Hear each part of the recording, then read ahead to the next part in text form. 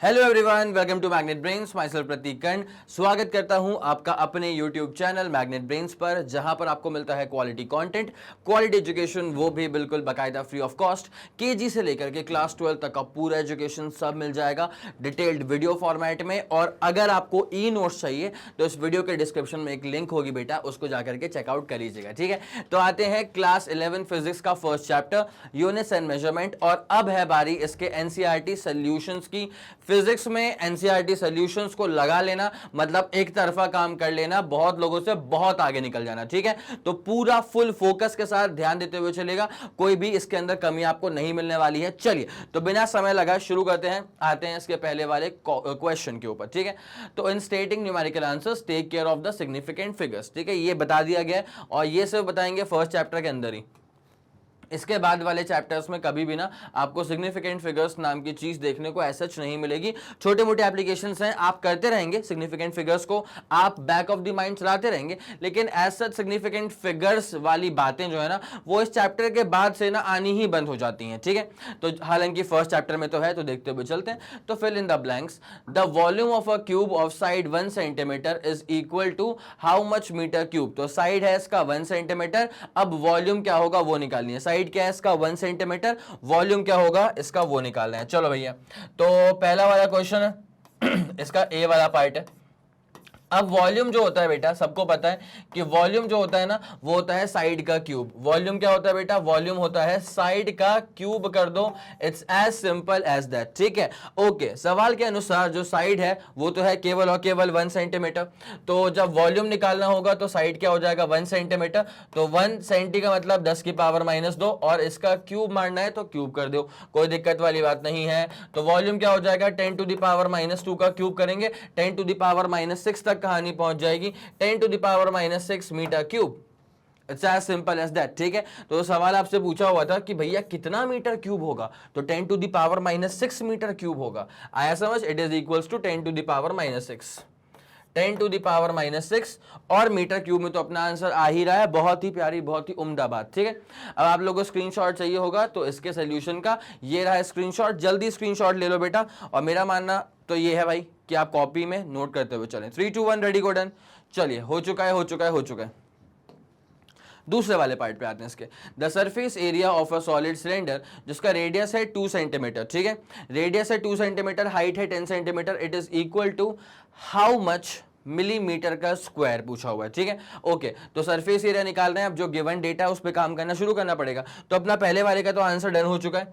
अब आते हैं पहले वाले के ही, ए वाले का आंसर डन हो चुका था, अब पहले वाले के बी वाले पॉइंट पे आते हैं। गिवन चीजें क्या क्या थी वो लिख लो। तो सरफेस एरिया निकालना है, रेडियस है 2 सेंटीमीटर, तो भैया कन्वर्ट करते हुए चलेंगे। रेडियस कितना है? 2 सेंटीमीटर, तो 2 सेंटी मतलब 10 टू द पावर -2 मीटर्स में कन्वर्ट हो चुका है, कोई दिक्कत नहीं है। उसके बाद क्या है? हाइट है इसकी 10 सेंटीमीटर, हाइट है इसकी 10 सेंटीमीटर, 10 और सेंटी का मतलब क्या? 10 to the power -2 metres. Solve कर ले इसको, तो 10 सेंटीमीटर सॉल्व करने पे 10 to the power -1 metre. It's as simple as that. उसके बाद क्या निकालना है? सरफेस एरिया निकालना है, बट मिलीमीटर स्क्वायर में। ठीक है बेटा, सिर्फ मीटर स्क्वायर नहीं है, मिलीमीटर स्क्वायर है। सरफेस एरिया जब निकालोगे ना, फॉर्मूला क्या होगा पता है? 2 pi r into h. This is going to be the basic formula, 2 pi r into h. अब आप सब लोग जानते हैं पाई की वैल्यू क्या होती है? 3.14 लेके चलो, 22/7 करोगे फिर फ्रैक्शन में आएगा, और यहाँ पे कुछ ऐसा कटने वाला तो है नहीं। ठीक है, तो अगर ऐसा होता ना कि यहाँ कहीं 14 आ रहा होता या 21 या 7 ही आ रहा होता तो अपन इसको 22/7 करके काटा पीटी मचाने का सोच सकते थे। ठीक है, बट ऐसा यहाँ पे कोई गुंजाइश नहीं है। तो 2 pi r कितना है बेटा? 2 सेंटीमीटर इंटू 2 पाई आर हो चुका है। h कितना है? h है 10 टू द पावर -1, h है बेटा 10 टू द पावर -1, कोई दिक्कत वाली बात नहीं है। ठीक है, ये कितना हो जाएगा? सुनते हुए चलना, 6.28, और 6.28 को 2 से मल्टीप्लाई करेंगे तो 12.56, 12.56 इंटू क्या हो जाएगा बेटा? ये लपेट लिया पूरा, 6.28 इंटू 2, 12.56, 10 टू द पावर -3, ये आ जाएगा 10 टू द पावर -3। ऑब्वियसली ये मीटर स्क्वायर में आ रहा है, एरिया है ये किस में आ रहा है बेटा, मीटर स्क्वायर में आ रहा है, लेकिन हमको पता है कि हमको मिलीमीटर का स्क्वायर करना है। कई लोग यहीं पे गलती कर बैठते हैं, वो सोचते हैं कि सर ये तो रहा 10⁻³ इसी को मिली बोल दीजिए, फिर बगल में तो मीटर का स्क्वायर है ही, तो हो गया ना मिलीमीटर का स्क्वायर, और फिर वो आंसर का कोट करेंगे 12.56 मिलीमीटर का स्क्वायर। बेटा ये बहुत बड़ी गलती है। क्यों है ये बहुत बड़ी गलती? बिकॉज जब भी कोई लिखता है ना मिलीमीटर स्क्वायर, इसका ऑटोमेटिकली मतलब क्या होता है पता है, कि मिलीमीटर का स्क्वायर। ठीक है, अब ये चीज आपको बहुत ज्यादा देखने को मिलती है, ये ऐसे सेंटीमीटर क्यूब में। जैसे मान लो अगर सेंटीमीटर क्यूब लिखा हुआ है तो उसका मतलब सेंटी अलग है और सिर्फ मीटर का क्यूब है क्या? नहीं बेटा, वो पूरा सेंटीमीटर है और उसका क्यूब करना पड़ेगा। It's as simple as that. आया समझ? ये बहुत ही ज्यादा ऐसा पॉइंट है जहां पे बच्चे गलतियां कर बैठते हैं, हम पर वैसी गलती नहीं करेंगे। हमें समझ में आना चाहिए कि अगर मिलीमीटर स्क्वायर लिखा हुआ है ना, मतलब मिली का भी स्क्वायर है, मीटर का भी स्क्वायर है। भाई मिली का स्क्वायर मतलब क्या? 10⁻³ का स्क्वायर। अगर आपको मिली का स्क्वायर चाहिए मतलब 10⁻³ का स्क्वायर चाहिए, जो कि क्या हो जाता है 10⁻⁻6। कोई दिक्कत वाली बात तो नहीं है। तो somehow I need to generate what 10⁻⁻6। ठीक है, अभी करते हैं, सुनते हुए चलना। भाई अगर मैं पॉइंट को 3 दफा आगे लेके चले जाऊं तो क्या हो जाएगा? 12560 10⁻³ इंटू बगल में क्या है 10⁻³ इंटू बगल में क्या है मीटर का स्क्वायर। कोई दिक्कत तो नहीं है भाई। ये जो था ना 10⁻³ इसको यहां पे लिखे रहने दिया, ठीक है। उसके बाद पॉइंट को मैं 3 बार आगे लेकर के आ गया, तब जाकर के आ गया 10⁻³ और आ गया, ठीक है। चलो आगे बढ़े। अब ध्यान देना, ये क्या हो जाएगा 12560, उसके बाद 10⁻³ का स्क्वायर हो जाएगा, ठीक है।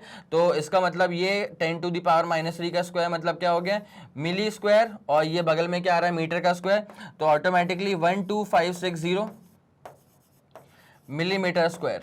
ठीक है, आया समझ की नहीं आ गया? 12560 मिलीमीटर स्क्वायर। और कई जगहों पे आपको ना ये कुछ इस तरह से देखने को मिलेगा। अगर मैं अब पॉइंट को 4 बार पीछे लेके आ जाऊं, देखो भैया यूनिट में जो आपको काम करना था वो आपने कर दिया, यूनिट में जो आपको काम करना था वो तो आपने निपटा दिया। अब जरा गौर करो, नंबर को खेलो। अगर मैं पॉइंट को 4 बार पीछे लेके आता हूं तो 1.2560 मिलीमीटर स्क्वायर।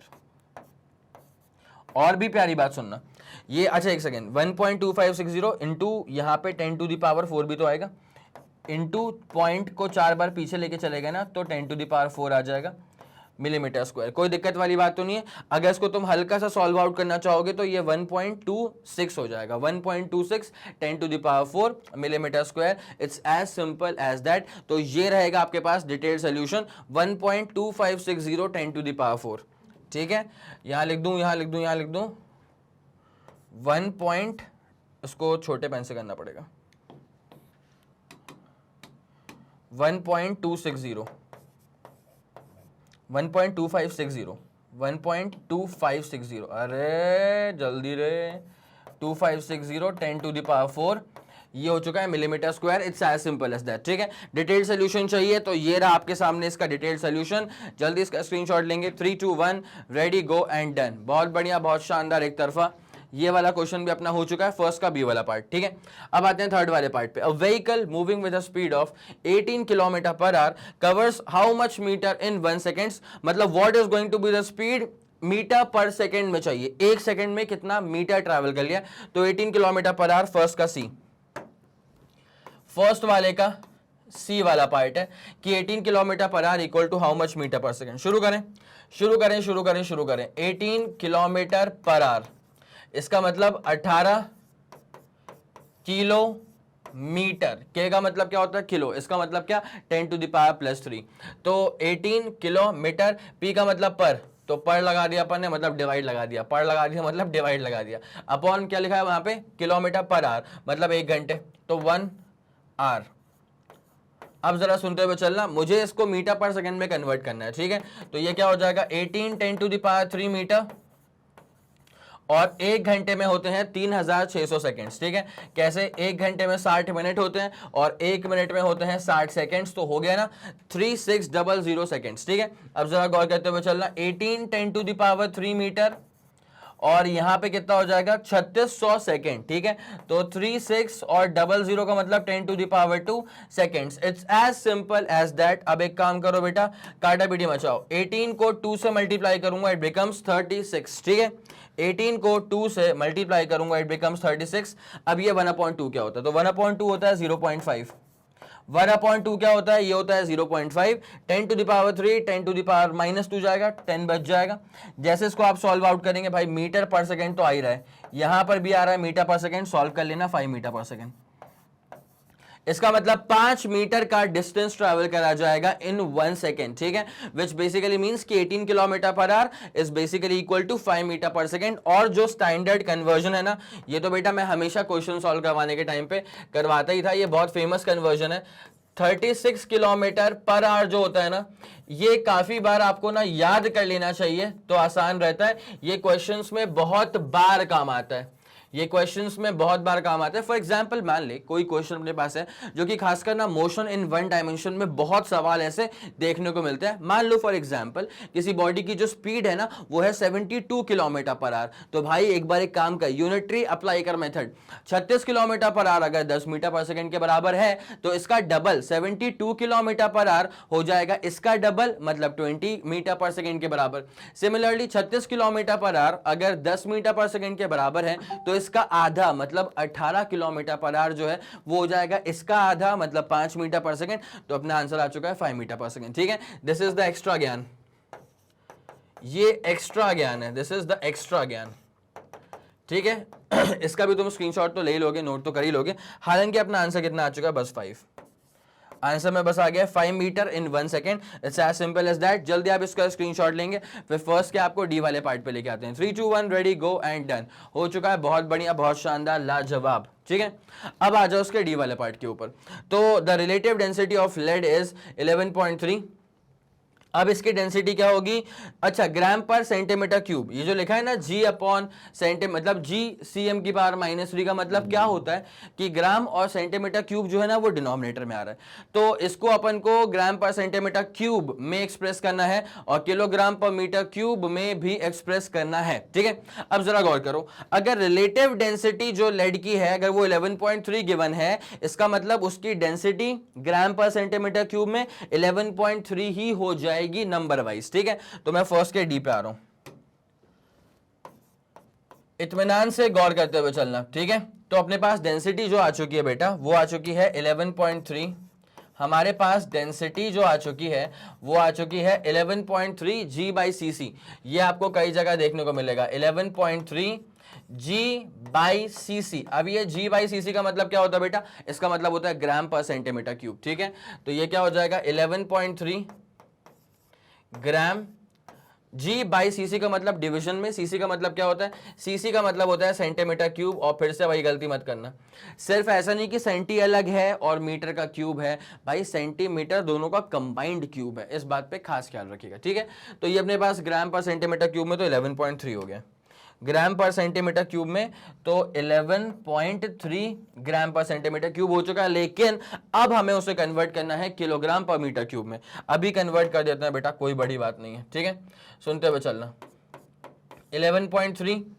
अब मुझे इसे ये है ग्राम पर सेंटीमीटर क्यूब में, अब मुझे किलोग्राम पर मीटर क्यूब में करना है। तो अगर मुझे ऊपर के लिखना है तो मतलब पहले 10⁻³ आएगा, तब के आएगा। आया समझ की नहीं आया? वैसे भी क्या होता है बेटा, ग्राम को अगर किलोग्राम में कन्वर्ट करना है तो फिर 1000 से डिवाइड करना पड़ता है। अगर मैं इसको डिवाइड करूंगा 1000 से मतलब 10⁻³ नीचे आएगा, ऊपर ले जाओ 10⁻³ आ जाएगा, ठीक है। तो 11.3 ये तो किलोग्राम में आ चुका है। नीचे क्या है बेटा? नीचे है सेंटीमीटर का क्यूब, मतलब 10⁻² उसका भी क्यूब, तो 10⁻⁻6 और यहां पे आ जाएगा मीटर क्यूब। कोई दिक्कत वाली बात नहीं है, ठीक है, बहुत बढ़िया।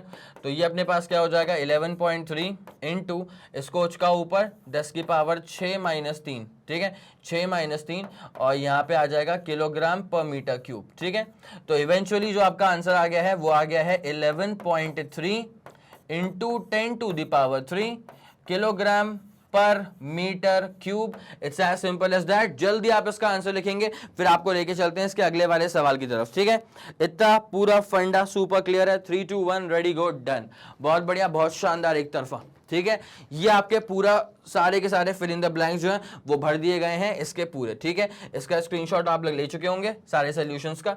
अब आपको लेके चलते हैं इसके अगले वाले पार्ट की तरफ, क्वेश्चन नंबर 2। यहां पर भी सेम तरह के फंक्शंस हैं। अब जरा ध्यान देना, किलोग्राम मीटर स्क्वायर और पर सेकेंड का स्क्वायर, इसे हमें कन्वर्ट करना है ग्राम सेंटीमीटर स्क्वायर पर सेकंड के स्क्वायर में, ठीक है भाई। एक बात सुनते हुए चलना, सिर्फ यहाँ पे प्रीफिक्सेस के बारे में सोचना है। किलो का मतलब क्या होगा, 10 टू द पावर 3, तो लिख लूं मैं kilogram metre square per second square. ये सेकंड के एक ही बात कर रहा हूं, सेकंड के एक ही बात कर रहा हूं। तो kilogram metre square per second square is equals to कितना, इज इक्वल्स टू कितना, यहां पे लिखा होगा gram centimetre square per second square, gram centimetre square per second square, ठीक है। मतलब टाइम में कुछ खास कन्वर्जन नहीं है, बस किलोग्राम को मुझे ग्राम में कन्वर्ट करना है और मीटर स्क्वायर को मुझे सेंटीमीटर स्क्वायर में कन्वर्ट करना है, ठीक है। चलो हो जाओ शुरू बेटा, हो जाओ शुरू। के का मतलब 10 टू द पावर 3 ग्राम, ठीक है। बस मैंने के को खोल दिया 10 टू द पावर 3 में और जी को मैंने बिल्कुल भी टच नहीं करा। भाई मीटर का स्क्वायर है, 1 मीटर का मतलब क्या होता है 100 सेंटीमीटर। 1 मीटर का मतलब क्या होता है 100 सेंटीमीटर। अब यहाँ पे मीटर का स्क्वायर है मतलब 100 सेंटीमीटर का स्क्वायर है, ठीक है। अब यहाँ पे क्या हो जाएगा बेटा, ये अपने पास आ जाएगा पर सेकेंड स्क्वायर, तो उसको तो वैसे का वैसा ही छोड़ देना है, उसमें कुछ भी कलाकारी करने की जरूरत नहीं है। 10 टू द पावर 3 ग्राम चल रहा है, बाकायदा चल रहा है। अब ये 10 टू द पावर 2 हो गया, ठीक है। 100 का मतलब क्या 10 टू द पावर 2 हो गया। अब 10 टू द पावर 2 का स्क्वायर करेंगे तो 10 टू द पावर कहानी 4 तक पहुंच जाएगी। उसके बाद भाई सेंटी को 10 टू द पावर -2 करने वाला कार्यक्रम मत करना, क्योंकि यहां पे तुम्हें सेंटीमीटर स्क्वायर में ही कन्वर्ट करना है, ठीक है। तो इत्मीनान से 10 की पावर 2 का स्क्वायर करा, 10 की पावर 4 हाथ में आ गया। उसके बाद सेंटीमीटर स्क्वायर को खुशी खुशी वैसे का वैसे ही रहने दो, कोई दिक्कत वाली बात नहीं, उसको मत छेड़ो। पर सेकेंड इनवर्स स्क्वायर, ठीक है। ये कितना 10 की पावर गिन लो भैया, 3 4 बोले तो 7, तो 7 ग्राम लिखा हुआ है, यहां लिखा हुआ है सेंटीमीटर का स्क्वायर। मतलब अगर सेंटीमीटर का स्क्वायर लिखा है इसका मतलब ऑब्वियसली कि वो सेंटी अलग है मीटर का स्क्वायर अलग है, ऐसा नहीं हो रहा, वो सेंटीमीटर का होल स्क्वायर, ऐसी वाली कहानी है, ठीक है। उसके बाद ये आ गया पर सेकेंड स्क्वायर, कोई दिक्कत वाली बात नहीं है।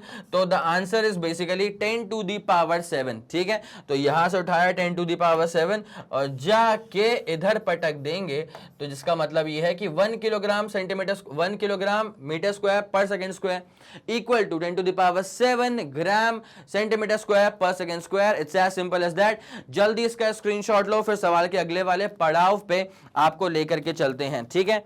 ये वाला फंडा पूरा सुपर क्लियर हो गया, चलो बढ़िया सुपर क्लियर। अब आ जाओ बेटा इसके अगले वाले क्वेश्चन की तरफ। तो यहाँ पे लिखा हुआ है कि 1 metre is equal to how much light year. It's as simple as that. एक बार सेल्फ ट्राई कर लो, बन गया तो बहुत शानदार, अदरवाइज फिर इसको मैं सॉल्व करवाता हूं।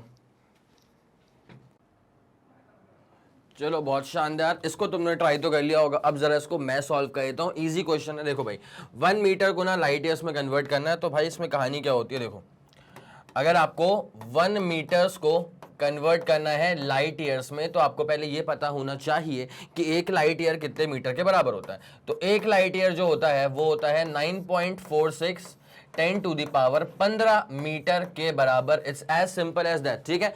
अब आपको अगर 1 मीटर पे निकालना है तो अपने पास कहानी क्या हो जाएगी, तो 1 मीटर जो है इसको नीचे पटक दो, तो 1/9.46 10 की पावर 15 लाइट ईयर तक कहानी पहुंच जाएगी, कोई दिक्कत वाली बात नहीं है। जब इसको आप फर्दर सॉल्व इन करेंगे ना बेटा, तो 1 metre is equals to approximately 1.053 10 to the power minus का 16 आता है। तो अच्छा जी, इसको सॉल्व करने के बाद इतना आ जाएगा, तो मतलब 1.053 10 to the power -16 light year के बराबर तुम्हारी कहानी सॉर्ट आउट हो जाएगी। तो इसका स्क्रीनशॉट ले लो, उसके बाद फिर अपन कहानी में आगे बढ़ने वाले।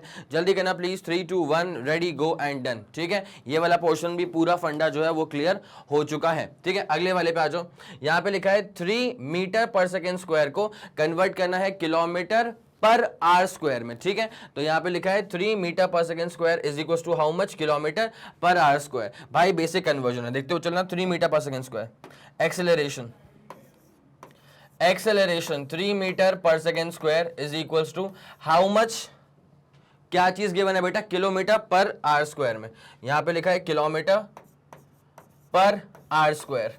तो अब इसको अपन सॉल्व कैसे करेंगे जरा गौर करते हुए चलना। पहली बात तो मीटर को अपन को कन्वर्ट करना पड़ेगा किलोमीटर में, उसके बाद सेकंड वाला कन्वर्जन आवर्स में करना पड़ेगा। तो मैं यहां पे आप लोग के लिए एक सिंपल सा फंडा ना यहां पे लिख देता हूं, देखते हुए चलना। 1 घंटे का मतलब क्या होता है, 1 घंटे का मतलब होता है 3600 सेकेंड्स, ठीक है। 1 घंटे का मतलब क्या होता है 3600 सेकेंड्स, ठीक है। अब इवेंचुअली सेकेंड जो है वो कन्वर्ट होने वाला है आवर्स के अंदर, तो 1 सेकेंड जब मैं निकालूंगा तो 1 सेकेंड क्या हो जाएगा 1/3600 आवर्स। ये क्या हो जाएगा 1 second is equal to 1/3600 hours. It's as simple as that, ठीक है। अब जरा गौर करते हुए चलेगा, स्टेप्स मैं आपको पूरे दिखा देता हूं उसके, ठीक है। स्टेप्स मैं आपको इसके पूरे के पूरे दिखा रहा हूं नाउ। अब देखते हुए चलना, 3 था। अब मुझे ना मीटर को अल्टीमेटली कन्वर्ट करना है किलोमीटर्स में, तो फिर 10⁻³ कर दूंगा, तो यहाँ पे किलोमीटर आना स्टार्ट हो जाएगा, ठीक है। अपॉन नीचे लिखा है सेकेंड का स्क्वायर नीचे का लिखा है बेटा सेकेंड का स्क्वायर, और वहां से उठाओ कि 1 सेकेंड क्या होता है, तो 1 सेकेंड होता है 1/3600।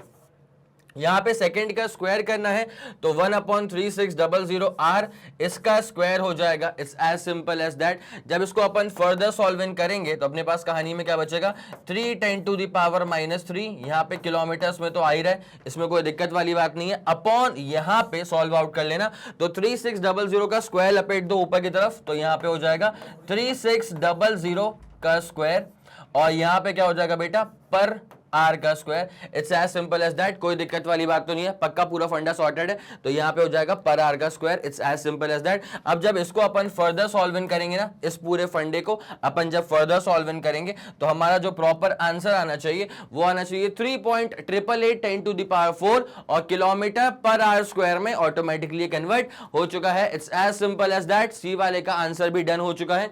अप्रोच तुमको ये देखनी पड़ेगी, कैलकुलेशन वहां पे बना हुआ है, तो इसका अप्रोच देख लो, उसका स्क्रीनशॉट लो, जल्दी करना।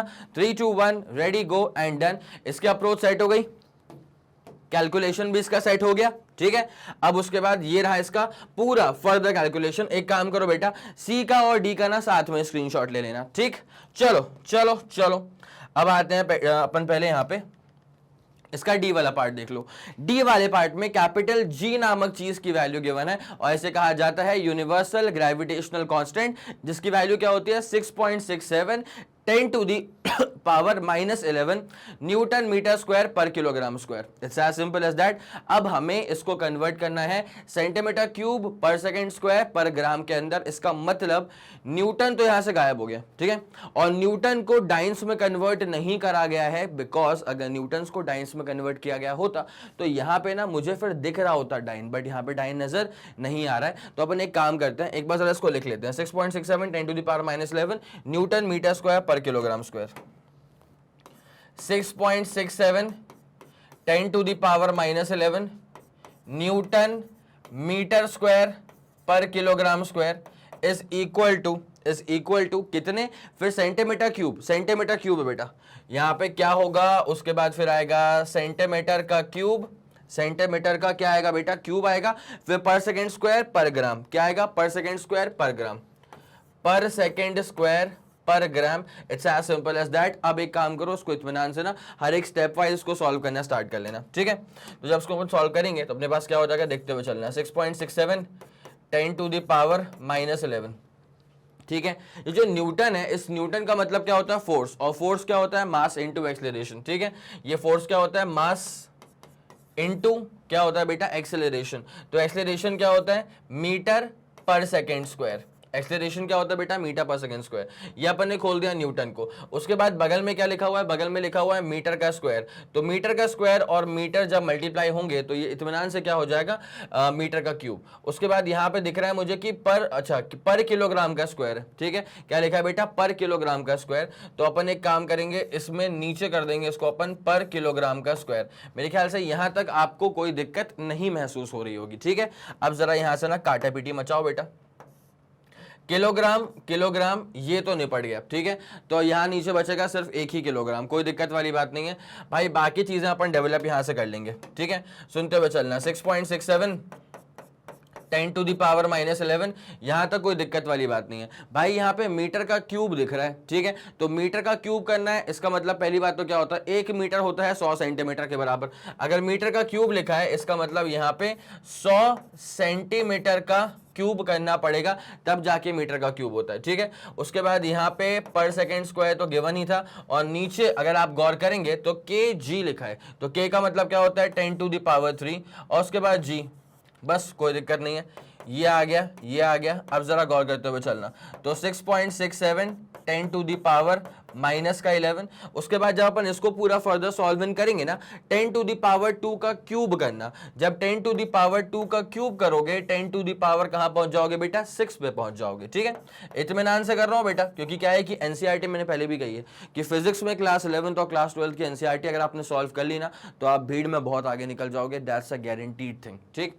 चलो, तो ये अपने पास क्या हो जाएगा, 10 टू द पावर 6 पहुंच गए, सेंटीमीटर क्यूब हो गया। पर सेकेंड स्क्वायर को बिल्कुल मत छेड़ो, इसको ऊपर उछका लें क्या अपन 10 टू द पावर 3 करके, ठीक है।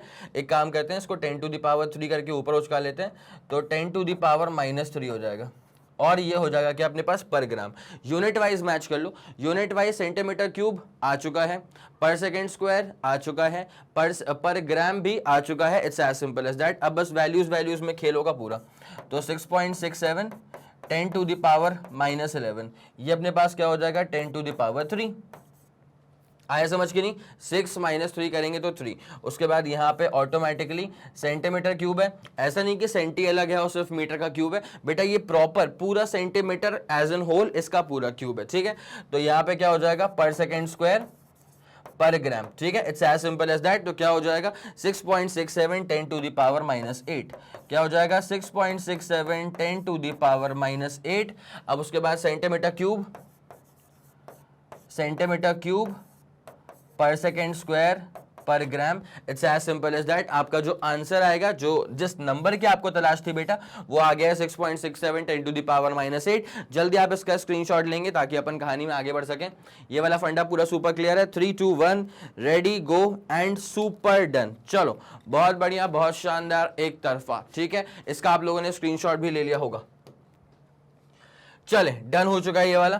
अब आप लोग को ना ये सी वाले पार्ट का और डी वाले पार्ट का अगर प्रॉपर कैलकुलेशन वाइज पूरा स्क्रीनशॉट अगर चाहिए होगा, तो डी का तो मैंने कैलकुलेशन आपके सामने ही कर दिया था। अगर सी का भी चाहिए तो भाई साहब ये लिखा हुआ है, चाहो तो स्क्रीनशॉट ले लो, मन करे तो कॉपी में नोट कर लो, ज्यादा बेटर रहेगा। 3 2 1 रेडी गो डन हो गया। चलो ओके, अब आते हैं अगले वाले सवाल की तरफ। A calorie is a unit of heat energy in transit and it is equal to about 4.2 joule. वैसे भी 1 कैलोरी जो होता है ना, वो 4.2 जूल के बराबर होता है, ठीक है। तो सवाल के इस हिस्से को देख करके हमको समझ में आ रहा है ये अपन सोल्यूशन कैसे कर रहे हैं, क्वेश्चन नंबर 3 का। सवाल के इस हिस्से को देख करके ही अपने को समझ में आ रहा है कि कैलोरी इज इक्वल्स टू क्या होता है 4.2 जूल्स। और मैं यहाँ पे आप लोग के लिए एक बात थोड़ी सी और आसान कर दूं क्या, मेरा मन कर रहा है इसमें ऐसा। भाई जूल का मतलब क्या होता है एनर्जी, एनर्जी का मतलब क्या होता है वर्क। अब वर्क का बेसिक फॉर्मूला क्या होता है फोर्स इनटू डिस्प्लेसमेंट, ठीक है। तो वर्क का बेसिक फॉर्मूला क्या होता है फोर्स इनटू डिस्प्लेसमेंट। तो एक कैलोरी इज इक्वल टू 4.2।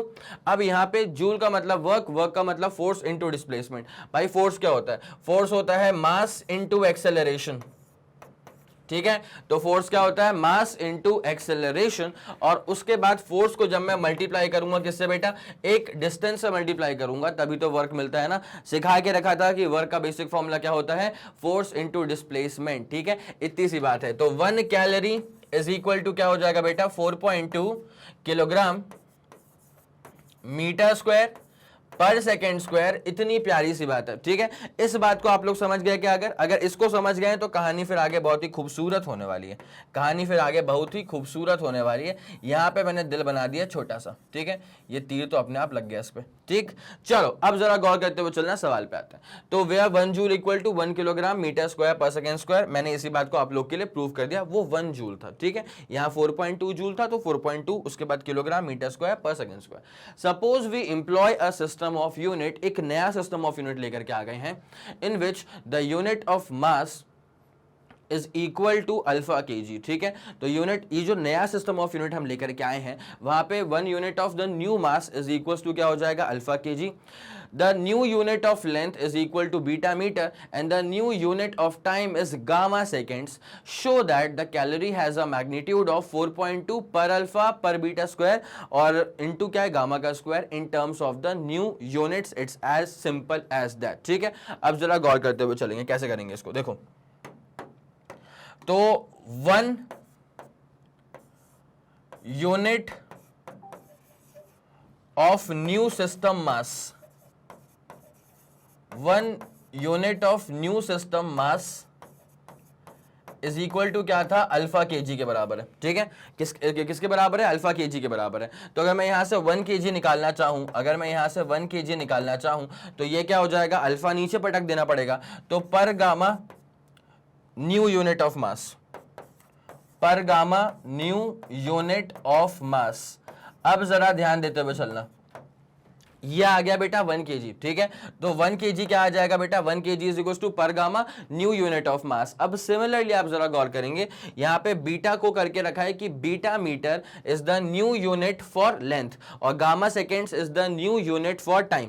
तो अब क्या हो जाएगा, अगर 1 unit of new system mass was equals to alpha kg, तो 1 kg क्या हो गया, per alpha new unit of mass. तो सिमिलरली यहां पे अगर मैं 1 मीटर की बात करूंगा तो ये क्या हो जाएगा, beta inverse new unit of length, beta inverse new unit of क्या हो जाएगा, लेंथ हो जाएगा। और यहां पे अगर मैं 1 सेकेंड की बात करूंगा तो ये gamma inverse new unit of time हो जाएगा, gamma inverse new unit of time हो जाएगा। It's as simple as that. मेरे ख्याल में ये वाला फंडा आप लोगों के दिमाग में बैठ गया, ठीक है। ये इतना सिंपल सा है, सिमिलरली सिमिलरली सिमिलरली करके इसको लिख लेना, ठीक है, कोई दिक्कत वाली बात तो नहीं। अब जरा गौर करना, इसको सेपरेशन दे दें अपन पहले इत्मीनान से, इसको अपन ने सेपरेशन दे दिया। अब जरा आगे बढ़ते हैं, ठीक है, गौर करते हुए चलेगा अच्छे से, बेहतरीन तरह से। तो अब क्या होने वाला है, 1 कैलोरी इक्वल टू क्या लिखा है, 4.2। तो कलर चेंज करते हैं पहले पेन का। तो अब क्या हो जाएगा, 1 कैलोरी इज इक्वल टू 4.2। उसके बाद क्या लिखा है, किलोग्राम लिखा हुआ है, ठीक है। अब किलोग्राम थोड़ी यूज करेंगे, अब अल्फा इनवर्स यूज करेंगे। किलोग्राम की जगह पे क्या आ जाएगा बेटा, अल्फा इनवर्स आ जाएगा। उसके बाद क्या लिखा हुआ था, मीटर का स्क्वायर, और मीटर की जगह पे आ जाएगा पर बीटा। तो ये क्या हो जाएगा, पर बीटा का स्क्वायर, मतलब बीटा की पावर -2। और उसके बाद यहाँ पे क्या लिखा हुआ है, अच्छा एक सेकेंड, मीटर का स्क्वायर था ना, तो मीटर मतलब सिर्फ ये बीटा की पावर, एक सेकेंड, अपने पास मीटर का स्क्वायर था, तो मीटर क्या हो चुका है, पर बीटा, ठीक है। तो पर बीटा का स्क्वायर सही जा रहे हैं, कोई दिक्कत नहीं है। और यहाँ पे क्या लिखा हुआ है, पर सेकेंड का स्क्वायर, तो 1 सेकेंड क्या हो चुका है, पर गामा, तो पर गामा का स्क्वायर, 1 सेकेंड क्या हो चुका है बेटा, पर गामा। अब इसका स्क्वायर करेंगे तो माइनस माइनस प्लस, तो ये सिर्फ गामा का स्क्वायर हो जाएगा। It's as simple as that. तो अल्फा बीटा गामा में पावर -1 -2 और 2 है, पावर -1 -2 और 2 है। It's as simple as that, जहां से हमें प्रूव आउट करना था। आया, चमका, जहां से हमें प्रूव आउट करना था। It's as simple as that. जल्दी इसका स्क्रीनशॉट लो, फिर अपन कहानी में आगे बढ़ते हैं। 3 2 1 रेडी गो डन। सवाल का स्क्रीनशॉट तो हो चुका, और उसके बाद ये रहा तुम्हारे पास डिटेल्ड सोल्यूशन। इसका स्क्रीनशॉट लो, फिर अपन आगे बढ़ेंगे। 3 2 1 रेडी गो डन। एक तरफा, चलो गजब, बहुत शानदार, बहुत सही फ्लो चल रहा है भाई। एनसीईआरटी एनसीईआरटी एनसीईआरटी एक तरफा चीज है, ठीक है, ध्यान देते हुए चलेंगे। अब यहाँ पे ना थोड़ा सा थ्योरेटिकल क्वेश्चन आपका दिमाग कूल डाउन करने के लिए, ठीक है। लिखा हुआ explain this statement correctly. Now to call are dimensional quantity large और स्मॉल, किसी भी क्वांटिटी को अगर हम बड़ी क्वांटिटी बोल दें या उसको छोटी क्वांटिटी बोल दें, तो this is basically meaningless without specifying a standard for comparison. ऐसे तो एक चींटी भी छोटी नहीं है, ठीक है। चींटी को हम छोटा कहते हैं जब हम उसे खुद से कंपेयर करते हैं, लेकिन अगर आप उस चींटी को एक एटम से कंपेयर करेंगे तो चींटी बहुत बड़ी हो जाएगी। तो किसी भी चीज को छोटा या बड़ा अगर कहा जाता है तो किसी दूसरे स्टैंडर्ड रेफरेंस से कंपेयर करके कहा जाता है, ठीक है। चलिए, okay, in view of this reframe the following statements wherever necessary, ठीक है। अब जरा देख लीजिए, एटम्स आर वेरी स्मॉल। पहला क्या है बेटा, एटम्स आर वेरी स्मॉल। इसके आंसर्स मैं आपको दिखा देता हूं। देखो एटम्स आर वेरी स्मॉल था, the size of atom is smaller than the sharp tip of a pen. आया समझ? The size of atom is smaller than the sharp tip of a pen, मतलब यहां पे कंपेयर किया गया उसको, ठीक है, किससे? Sharp tip of a pen से कंपेयर किया गया। अगर कंपेयर नहीं करोगे तो फिर आप किसी भी चीज को बड़ा या छोटा नहीं कह सकते, ठीक है। A jet plane moves with great speed, तो इसका अपने पास क्या एक्सप्लेनेशन है? A jet plane moves faster than a super fast train. तो अगर आप जेट की स्पीड को ज्यादा बोल रहे हो तो ऑब्वियसली आप उसे किसी से कंपेयर करके बोल रहे होगे, अदरवाइज नहीं कह सकते। किससे कंपेयर कर लिया? एक सुपर फास्ट ट्रेन की स्पीड से, ठीक है। चलो अगला वाला क्या है? The mass of Jupiter is very large. आपके पास सवाल तो लिखे ही होंगे। तो the mass of Jupiter is very large कब? When it is basically compared, किससे कंपेयर किया है? मास ऑफ अर्थ से। तो कोई भी चीज बड़ी या छोटी होती है only when it is compared to some standard reference, ठीक है। चलिए ओके डन। सवाल तो लिखे ना आपके पास। The air inside this room contains a large number of molecules. अब इसको मोल से कंपेयर कर देंगे, ठीक है। यहां पे देख लो अगला वाला answer, the air inside this room contains more number of molecules than in 1 mole of air, ठीक है। कंपेयर तो किया ना, ऑब्वियसली कंपेयर करना बनता है बेटा, इसके बिना काम नहीं होता। चलो, a proton is much more massive than an electron. भाई यहां तो कंपैरिजन हो चुका है, मतलब ये स्टेटमेंट करेक्ट है, ठीक है। वही वाला फंडा, किसी भी चीज को लंबा या छोटा, किसी भी चीज को बड़ा या छोटा, किसी भी चीज को मोटा या पतला कंपेयर किया जाता है जब हम उसे, मतलब उसको मेजर किया जाता है जब हम उसे कंपेयर करेंगे किसी स्टैंडर्ड रेफरेंस से। स्टैंडर्ड रेफरेंस से कंपेयर करना बहुत जरूरी है, ठीक है, अदरवाइज आप नहीं बोल सकते। तो a proton is much more massive only when it is compared to what? mass of an electron। Otherwise proton अगर है तो अपने हाथ से के सामने तो वो बहुत हल्का हो जाएगा ना। तो प्रोटॉन को कंपेयर करोगे किसी चीज से तभी कह पाओगे कि वो भारी है या फिर वो हल्का है, ठीक है। The speed of sound is much more smaller than the speed of light. Obviously sound की स्पीड को हम कम सिर्फ तभी कह सकते हैं जब उसे हम कंपेयर करेंगे किसी चीज से। किससे कंपेयर किया गया इस दफा कंपेयर करा गया स्पीड ऑफ लाइट से, ठीक है। ये वाला फंडा पूरा क्लियर हो गया। तो सवाल तो आप लोग के पास लिखे ही होंगे। मैं ये चाहता हूं कि आप इसका जो आंसर है ना, इसका स्क्रीनशॉट लेते हुए चलें। तो ये रहा इसका आंसर, जल्दी इसका स्क्रीनशॉट लेना बेटा। 3 2 1 रेडी गो एंड डन हो चुका है। चलो अब उसके बाद यहां पे आ जाओ, ये लो, ठीक है। आखिरी के 2 स्टेटमेंट जो हैं वो ऑलरेडी करेक्ट हैं। 3 2 1 रेडी गो एंड डन। बहुत बढ़िया, बहुत शानदार एक तरफा। चलो अगले वाले क्वेश्चन पे आते हैं बेटा। A unit of length is chosen such that the speed of light in vacuum is unity, ठीक है। मतलब speed of light in vacuum is unity, मतलब 1 के बराबर। What is the distance between the sun and the earth in terms of the new unit if light takes 8 minute and 20 seconds to cover this distance, ठीक है। तो आपको distance निकालना है between the sun and the earth, so that given है कि light takes 8 minute and 20 seconds to cover distance, ठीक है। और यहां पे एक और चीज गिवन है कि unit of length is chosen, एक नया यूनिट ऑफ लेंथ चूज किया गया है, सो दैट लाइट की जो स्पीड है ना वैक्यूम में वो हो जाएगी यूनिटी के बराबर, ठीक है। तो speed of light is unity, speed of light is unity. इस बात पे जरा खास ख्याल रखिएगा। Speed of light is what? Unity. और इस दफा आपको निकालना है कि what is basically the distance, ठीक है। और नए यूनिट के टर्म्स में निकालना है। इस बार आपको निकालना है नए यूनिट के टर्म्स में। तो डिस्टेंस का फॉर्मूला क्या होता है? Speed into time. डिस्टेंस का फॉर्मूला क्या होता है बेटा? ये फॉर्मूला आ गया अपने पास, distance equal to speed into time, ठीक है। ये फॉर्मूला आ गया अपने पास, distance equal to speed into time. अब जरा गौर करते हुए चलेगा बेटा, यहाँ पे स्पीड जो है ना वो तो हो चुकी है यूनिटी, वहां पे स्पीड जो है वो तो हो चुकी है यूनिटी, कोई दिक्कत वाली बात नहीं है। टाइम पे जरा देखते हुए चलना। तो टाइम अपने पास कितना आ चुका है बेटा? 8 मिनट और 20 सेकेंड था, ठीक है। मतलब 8 मिनट, तो 480 प्लस 20 करेंगे तो 500। तो ये अपने पास आंसर जो है ना डिस्टेंस का वो कितना आ जाएगा? 500 यूनिट्स ऑफ न्यू लेंथ, ठीक है। यहां पे जो अपने पास डिस्टेंस आ जाएगा वो आ जाएगा 500 units of new length. It is as simple as that.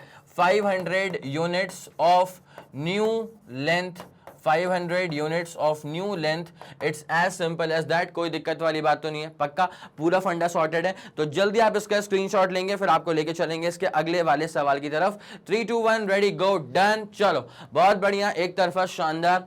अब आ जाओ बेटा क्वेश्चन नंबर 6 के ऊपर। Which of the following is the most precise device for measuring length? और ये अपने पास a vernier calipers with 20 divisions on the sliding scale, फिर a screw gauge of pitch 1 millimeter and 100 divisions on the circular scale, उसके बाद an optical instrument that can measure length to within a wavelength of light even, ठीक है, ये measure कर सकता है length को within the wavelength of a light as well. It's as simple as that. तो ये रहा आपके सामने सवाल, एक बार जरा ट्राई करके देख लो, बन जाता है तो बहुत शानदार, अदरवाइज फिर इसको मैं सॉल्व करवाता हूं। चलो ठीक है, बहुत शानदार, ये सवाल तो आप लोग ने देख लिया होगा। अब जरा इसको इत्मीनान से मैं सॉल्व करता हूं, ठीक है, बेफिक्र है ना। तो vernier callipers with 20 divisions on the sliding scale, तो which of the following is the most precise device for measuring the length? अरे भैया, जिसका लीस्ट काउंट सबसे छोटा आएगा वो सबसे ज्यादा प्रिसाइज डिवाइस होने वाला है, इस बात को दिमाग में डाल लो, ठीक है। तो यहाँ पे कि क्या वर्नियर कैलिपर जिसके पास 20 डिविजन है ऑन द स्लाइडिंग स्केल, क्या वो प्रिसाइज डिवाइस होगा? तो अपन एक काम करते हैं, एक बार चेक कर लेते हैं वर्नियर कैलिपर्स का लीस्ट काउंट, ठीक है। एक बार अपन चेक कर लेते हैं किसका बेटा, वर्नियर कैलिपर्स का लीस्ट काउंट। आ जाओ आ जाओ आ जाओ। अगर अपन वर्नियर कैलिपर्स के लीस्ट काउंट पे जाएंगे तो लीस्ट काउंट का फॉर्मूला क्या होता है फॉर वर्नियर कैलिपर्स? देखो, वर्नियर यहां पे हो जाएगा अपने पास मेन स्केल डिवीजन और नीचे हो जाएगा वर्नियर स्केल डिवीजन, ठीक है। अब सर ये मेन स्केल डिवीजन क्या होता है? तो अपने पास जो होता है ना मेन स्केल, उसका जो 1 सेंटीमीटर होता है उसको भी 10 इक्वल पार्ट्स में काट के रखा गया होता है। इसका मतलब मेन स्केल डिवीजन जो होगा ना वो होगा अपने पास 1/10 ऑफ 1 सेंटीमीटर।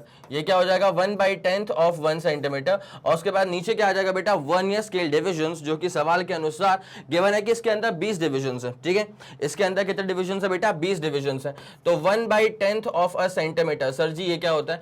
तो सेंटी का मतलब 10 टू द पावर -2, इसका भी 1/10 करेंगे 10 टू द पावर -3, तो अपने पास क्या हो जाएगा 10 टू द पावर -3 मीटर। और इसको फिर अपन डिवाइड करेंगे किससे बेटा, 20 से। It's as simple as that, कोई दिक्कत वाली बात नहीं है। तो आप इसको ऐसे भी तो कर सकते हो भाई, इसको आप लिख दो 1/2 into 10 to the power -4 metre. क्या अपन सही जा रहे हैं सर? बिल्कुल सटीक जा रहे हैं, कोई दिक्कत वाली बात नहीं है, ठीक है भाई। ये 1/2 क्या होता है? 1/2 होता है 0.5, तो 0.5 10 टू द पावर -4 मीटर हो जाएगा। और अपन ये चाहते हैं कि इसको अपन सेंटीमीटर्स में कन्वर्ट कर लें, ठीक है। किस में कन्वर्ट कर लें बेटा? सेंटीमीटर्स में कन्वर्ट कर लें। तो मैं पॉइंट को 2 बार पीछे लेकर के आ जाऊंगा, ठीक है। तो ऐसा हो जाएगा, पहले यहां पे था, पॉइंट को मैं 2 बार पीछे लेकर के आ गया, तो 10 टू द पावर -2 हो जाएगा। और 10 टू द पावर -2 का मतलब क्या हो जाएगा? ये हो जाएगा centi. It's as simple as that. तो 0.005 centimetre, this is the least count for a vernier callipers. अब क्या है ना कि जो बाकी अपने पास और 2 स्टेटमेंट्स थे, एक बार इनके अपन लीस्ट काउंट निकाल लें और फिर अपन देख लेते हैं जिसका लीस्ट काउंट सबसे ज्यादा छोटा होगा, मतलब उसकी रीडिंग्स सबसे ज्यादा प्रिसाइज होने वाली है, डिटेल्ड मेजरमेंट होने वाला है, ठीक है। आया समझ की नहीं आ गया? आया समझ की नहीं आ गया? तो ये पहला वाला हो गया। Now the screw gauge of pitch, इसका 1 मिलीमीटर है। पिच मतलब क्या? एक चक्कर लगाने में कितना, वो जो छोटी सी रॉड होती है ना वो कितना आगे चले जाती है, उसे कहा जाता है पिच, ठीक है। तो स्क्रू गॉज का पिच कितना है? 1 मिलीमीटर, और इसके 100 डिवीजन से on the circular scale division. तो स्क्रू गॉज का पहले अपन लीस्ट काउंट निकाल लेते हैं, ठीक है। आ जाओ आ जाओ आ जाओ, इसके बी वाले पॉइंट पे अपन आ रहे हैं। तो least count of screw gauge, जब आप लीस्ट काउंट निकालते हैं स्क्रू गॉज का, तो ये अपने पास क्या हो जाएगा? Pitch upon circular scale divisions. ये अपने पास क्या हो जाएगा? पिच अपॉन नीचे क्या हो जाएगा? Circular scale divisions. It's as simple as that. अब जरा पिच के बारे में सोचा जाए। पिच हो चुका है 1 मिलीमीटर, 1 मिली मतलब 10 टू द पावर -3 अपॉन नीचे आ जाएगा CSD का मतलब क्या होता है? Circular scale divisions. और सर्कुलर स्केल डिविजन्स यहाँ पे कितने हैं रे? 100 डिविजन्स है। 100 डिविजन 100 डिविजन 100 डिविजन, 100 का मतलब 10 टू द पावर 2, ऊपर उचका लो 10 टू द पावर -5। ये कितना हो जाएगा? 10 टू द पावर -5 हो जाएगा, ठीक है। जब इसको अपन सॉल्व करेंगे, मतलब ये अपने पास ना, अगर मैं यहाँ इसको अगर देखूं तो ये अपने पास क्या था पता है? ये 10 to the power -5। Pitch was in what? Pitch was in millimetres. क्या? पिच वॉज इन 1 मिलीमीटर्स, ठीक है। तो ये दरअसल ना ये कन्वर्ट हो चुका है मीटर्स में। किस में कन्वर्ट हो चुका है बेटा? ये कन्वर्ट हो चुका है मीटर्स में। मैं इसको ऐसे भी लिख सकता हूँ, 10 to the power -3 into 10 to the power -2 metre, ठीक है। तो ये जो चीज हो चुकी है वो 10 टू द पावर -3 सेंटीमीटर हो चुका है। क्या हो चुका है? 10 टू द पावर -3 सेंटीमीटर, जिसको आप ऐसे भी लिख सकते हो 0.001 सेंटीमीटर। मेरे ख्याल से कोई दिक्कत वाली बात नहीं है, ठीक है। पॉइंट को 1 2 3 आगे लेके आऊंगा, हाँ 10 टू द पावर -3 सेंटीमीटर। अब जरा इसको और इसको जरा कंपेयर करना एक बार भाई। वर्नियर कैलिपर्स का जो लीस्ट काउंट है वो है 0.005 सेंटीमीटर, और यहाँ पे स्क्रू गॉज का जो लीस्ट पॉइंट है वो है लीस्ट काउंट है वो है 0.001 सेंटीमीटर। तो सबसे ज्यादा प्रिसाइज इन दोनों में कंपेयर करें तो सबसे ज्यादा प्रिसाइज जो है ना वो स्क्रू गॉज रहेगा as one compare to vernier calliper. लेकिन अभी कहानी खत्म नहीं हुई है, अभी यहां पे तीसरा वाला पॉइंट अभी भी मौजूद है, ठीक है। थर्ड पॉइंट क्या बोलना चाह रहे हैं कि एक ऑप्टिकल इंस्ट्रूमेंट है वो भी मेजर करने के लिए तैयार है। तो an optical instrument that can measure length to within a wavelength of light. भाई लाइट की वेवलेंथ की बात कर ली है, फॉर एग्जांपल रेड कलर की बात की जाए तो 6000 एंगस्ट्रॉम होता है, ठीक है। तो अगर मैं रेड कलर की लाइट की बात करूं, मैं अगर सी वाले पॉइंट की बात करता हूं, ठीक है, तो अगर वहां पे लीस्ट काउंट की बात की जाए मान लें for example red light, for example अगर रेड लाइट की अपन बात करें तो उसका जो वेवलेंथ होता है वो होता है 6000 एंगस्ट्रॉम। एंगस्ट्रॉम का मतलब 10 टू द पावर -10, एंगस्ट्रॉम का मतलब 10 टू द पावर -10 मीटर। भाई जब इसको अपन सॉल्व करेंगे ना तो ये बहुत ही ज्यादा छोटा आ रहा है, इसका मतलब कहानी कुछ इस तरह पहुंच जाएगी 6000 इनटू, अगर मैं इसको सॉल्व करूंगा तो 10 टू द पावर अपने पास कितना हो जाएगा -8 into 10 to the power -2 metres, ठीक है। ये 6000 10 टू द पावर -8 सेंटीमीटर हो चुका है, मतलब 6 10 टू द पावर -5 सेंटीमीटर्स में आ चुका है, ठीक है भाई। इसका लीस्ट काउंट तो बहुत छोटा आ रहा है। देखो बाकियों के लीस्ट काउंट में जो पावर चढ़ रही थी वो अप्रोक्सीमेटली कितनी चढ़ रही थी, ये अपने पास कितना आ गया था, ऐसा कुछ था क्या, 0.005 सेंटीमीटर, ठीक है। यहाँ पे कितना आ गया 0.001 सेंटीमीटर। लेकिन यहाँ पे जब मैं 10 टू द पावर -5 करूंगा तो पॉइंट काफी पीछे आ जाएगा, काफी पीछे आ जाएगा। इसका मतलब ये है कि जो ये अपने पास ऑप्टिकल इंस्ट्रूमेंट है इसका लीस्ट काउंट सबसे छोटा तो इसका प्रिसीजन सबसे तगड़ा, ठीक है।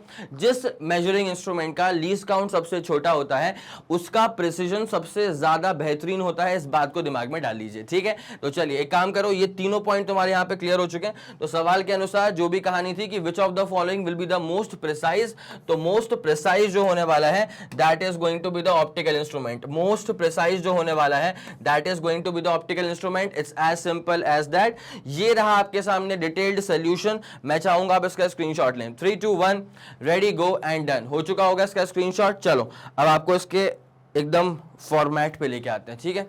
इसको निपटा देते हैं यहां से। चलिए ये वाला क्लियर हो गया। अब ये लो इसका आंसर, बहुत ही जमे हुए पैटर्न में यहाँ पे लिखा हुआ है, इसका आप स्क्रीनशॉट ले लेंगे और इसका एंडिंग स्टेटमेंट पढ़ेंगे, क्लोजिंग स्टेटमेंट, कि यहाँ पे obviously the most precise measurement is with the optical instrument just because least count बहुत कम था, ठीक है। चलो ओके अब आते हैं बेटा क्वेश्चन नंबर 7 के ऊपर। एनसीईआरटी का हर एक क्वेश्चन आपके दिमाग को खोलने के लिए रहता है, ठीक है। आपके दिमाग के ना पूरे जितने भी दरवाजे खिड़कियां सब खुल जाएंगी अगर आपने एनसीईआरटी फिजिक्स में क्लास 11 12 की बहुत शानदार तरह से लगा के रखी है तो, ठीक है। चलो तो student measures the thickness of a human hair by looking at it through a microscope of magnification 100। भाई एक बात तुम यहां समझ जाओ, अगर मैग्निफिकेशन 100 है इसका मतलब वो जो मेजरिंग इंस्ट्रूमेंट है ना वो इमेज को 100 गुना बड़ा करके दिखा रही है, ठीक है। जितना आपको वो इमेज बड़ी दिख रही है ना वो अगर 100 गुना मैग्नीफाइड है तो इसका मतलब क्या, जो उसकी रियल थिकनेस या जो रियल लेंथ या जो भी जिसको उसने मैग्नीफाई करा है जो भी रियल डायमेंशन है वो 1/100 पार्ट हो जाएगा। आया समझ। तो ऐसे मान लिया अभी ये स्टाइलस है, ठीक है, ये इसके निप है। अगर मैं इसके निप की इमेज निकालता हूं जिसका मैग्निफिकेशन 100 गुना होता है, फॉर एग्जाम्पल मान लो अगर 100 गुना होता है तो फिर 100 गुना मैग्नीफाइड इमेज जो आपको दिखाई दे रही है उसको देख के आपको समझ जाना चाहिए कि भैया ये सच में इतना बड़ा नहीं है, ये तो उसका 100 गुना मैग्नीफाइड वर्जन है। अगर आपको इसका रियल लेंथ रियल थिकनेस वगैरह निकालनी होगी तो आप उसको डिवाइड करेंगे 100 से। It's as simple as that, ठीक है, बेसिक फंडा। ओके तो student measures the thickness of a human hair by looking at it through a microscope जिसका मैग्निफिकेशन 100 है। He makes 20 observations and find that the average width of the hair in the field of view of the microscope is 3.5 mm, ठीक है। तो what is the estimate of the thickness of the hair. तो भैया actual width जो होगी ना इसकी actual width, इसकी विड्थ की बात चल रही है ना, जी हाँ, तो इसकी जो एक्चुअल विड्थ होगी वो अपन कैसे निकालेंगे, ऑब्जर्व्ड विड्थ को 100 से डिवाइड कर देंगे, ठीक है। तो एक्चुअल विड्थ जब आपको ह्यूमन हेयर की एक्चुअल विड्थ निकालनी है तो उसके लिए बस एक काम करना, जो अपने पास विड्थ आई थी, ठीक है, that is the observed width, ये 20 कैलकुलेशंस का एवरेज लेने के बाद, ठीक है। अच्छा 20 कैलकुलेशंस का एवरेज क्यों लिया गया है, ये एक्सपेरिमेंटल प्रोसीजर्स होते हैं बेटा, ठीक है। अगर आपको किसी भी चीज की रियल डायमेंशन या रियल वैल्यू फाइंड आउट करनी है ना, तो ट्रू वैल्यू फाइंड आउट करने का सबसे बेहतरीन तरीका आपके पास जो अवेलेबल है वो ये है कि आप एवरेज ले लो। क्या ले लो बेटा, एवरेज ले लो, ठीक है। तो यहाँ पे ऑब्जर्व्ड विड्थ और फिर आप इसको डिवाइड कर देंगे किससे बेटा, मैग्निफिकेशन से, ठीक है। तो ऑब्जर्व्ड विड्थ कितनी आ रही थी, 3.5 मिलीमीटर आ रही थी, ठीक है, बहुत ही पतली 3.5 मिलीमीटर। और फिर आप इसको डिवाइड किससे कर देंगे बेटा, मैग्निफिकेशन 100 गुना हो चुका था, तो आप इसको डिवाइड कर देंगे 100 से एक्चुअल विड्थ निकालने के लिए, ठीक है। तो ये अपने पास क्या हो जाएगा, 0.0035। क्या अपन ने सही करा है ये एक, अच्छा एक सेकेंड, इसको फिर अपन पावर में कैसे सीधा, तो 3.5 into 10⁻⁻² millimetre. It's as simple as that, this is going to be the final answer, it's as simple as that. दिमाग को बस ये चमकाओ कि मैग्निफिकेशन जो 100 लिख के रखा हुआ है, इसका मतलब 100 गुना बड़ी इमेज आपको दिखाई दे रही है, और जो रियल इमेज होगी वो इतनी 100 गुना बड़ी नहीं होगी बेटा, उसके लिए आपको उसको डिवाइड करना पड़ेगा 100 से। It's as simple as that, ठीक है। इसका स्क्रीनशॉट लेंगे, फिर अपन फुर्ती में आगे बढ़ने वाले हैं बेटा। 3 2 1 रेडी गो एंड डन। कोई दिक्कत वाली बात तो नहीं है, पक्का पूरा फंडा सुपर क्लियर हो चुका है, चलो आगे बढ़ा जाए, ठीक है। ये वाला फंडा पूरा क्लियर। अगले वाले पे आते हैं, आंसर द फॉलोइंग क्वेश्चंस। तो you are given a thread and a metre scale, how will you estimate the diameter of the thread. क्या बोला है कि आपको ना क्या देके रखा हुआ है, आपको बस एक थ्रेड देके रखा हुआ है, ठीक है, पतली सी थ्रेड देके रखी होगी, एंड एक मीटर स्केल देके रखा है। क्या देके रखा है बेटा, एक मीटर स्केल देके रखा है। Now how will you estimate the diameter of the thread, उस थ्रेड का डायमीटर आप कैसे निकालोगे। तो उसका एक बहुत सिंपल सा फंडा है जो कि मैं आप लोग को यहाँ पे दिखाना चाहता हूँ, ठीक है, ध्यान दो। खेल ऐसे होता है बेटा फिजिक्स में, ठीक है, सब कुछ नहीं देके रखा हुआ है, बस बोला है कि एक थ्रेड है, एक मीटर स्केल है। अब लगाओ अपना एकदम जुगाड़ू दिमाग और सोचो कि कैसे तुम उस थ्रेड की जो डायमीटर है उसको फिगर आउट कर लोगे, कैसे फाइंड आउट कर लोगे, ठीक है। तो अब जरा गौर करते हुए चलना। मान लो कि हमारे पास जो मीटर स्केल है इस तरह से कुछ है, मान लिया हमारे पास जो मीटर स्केल है वो कुछ इस तरह से, ठीक है।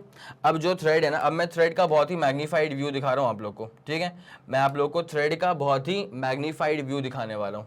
जैसे मान लो ये गई थ्रेड, ठीक है, फिर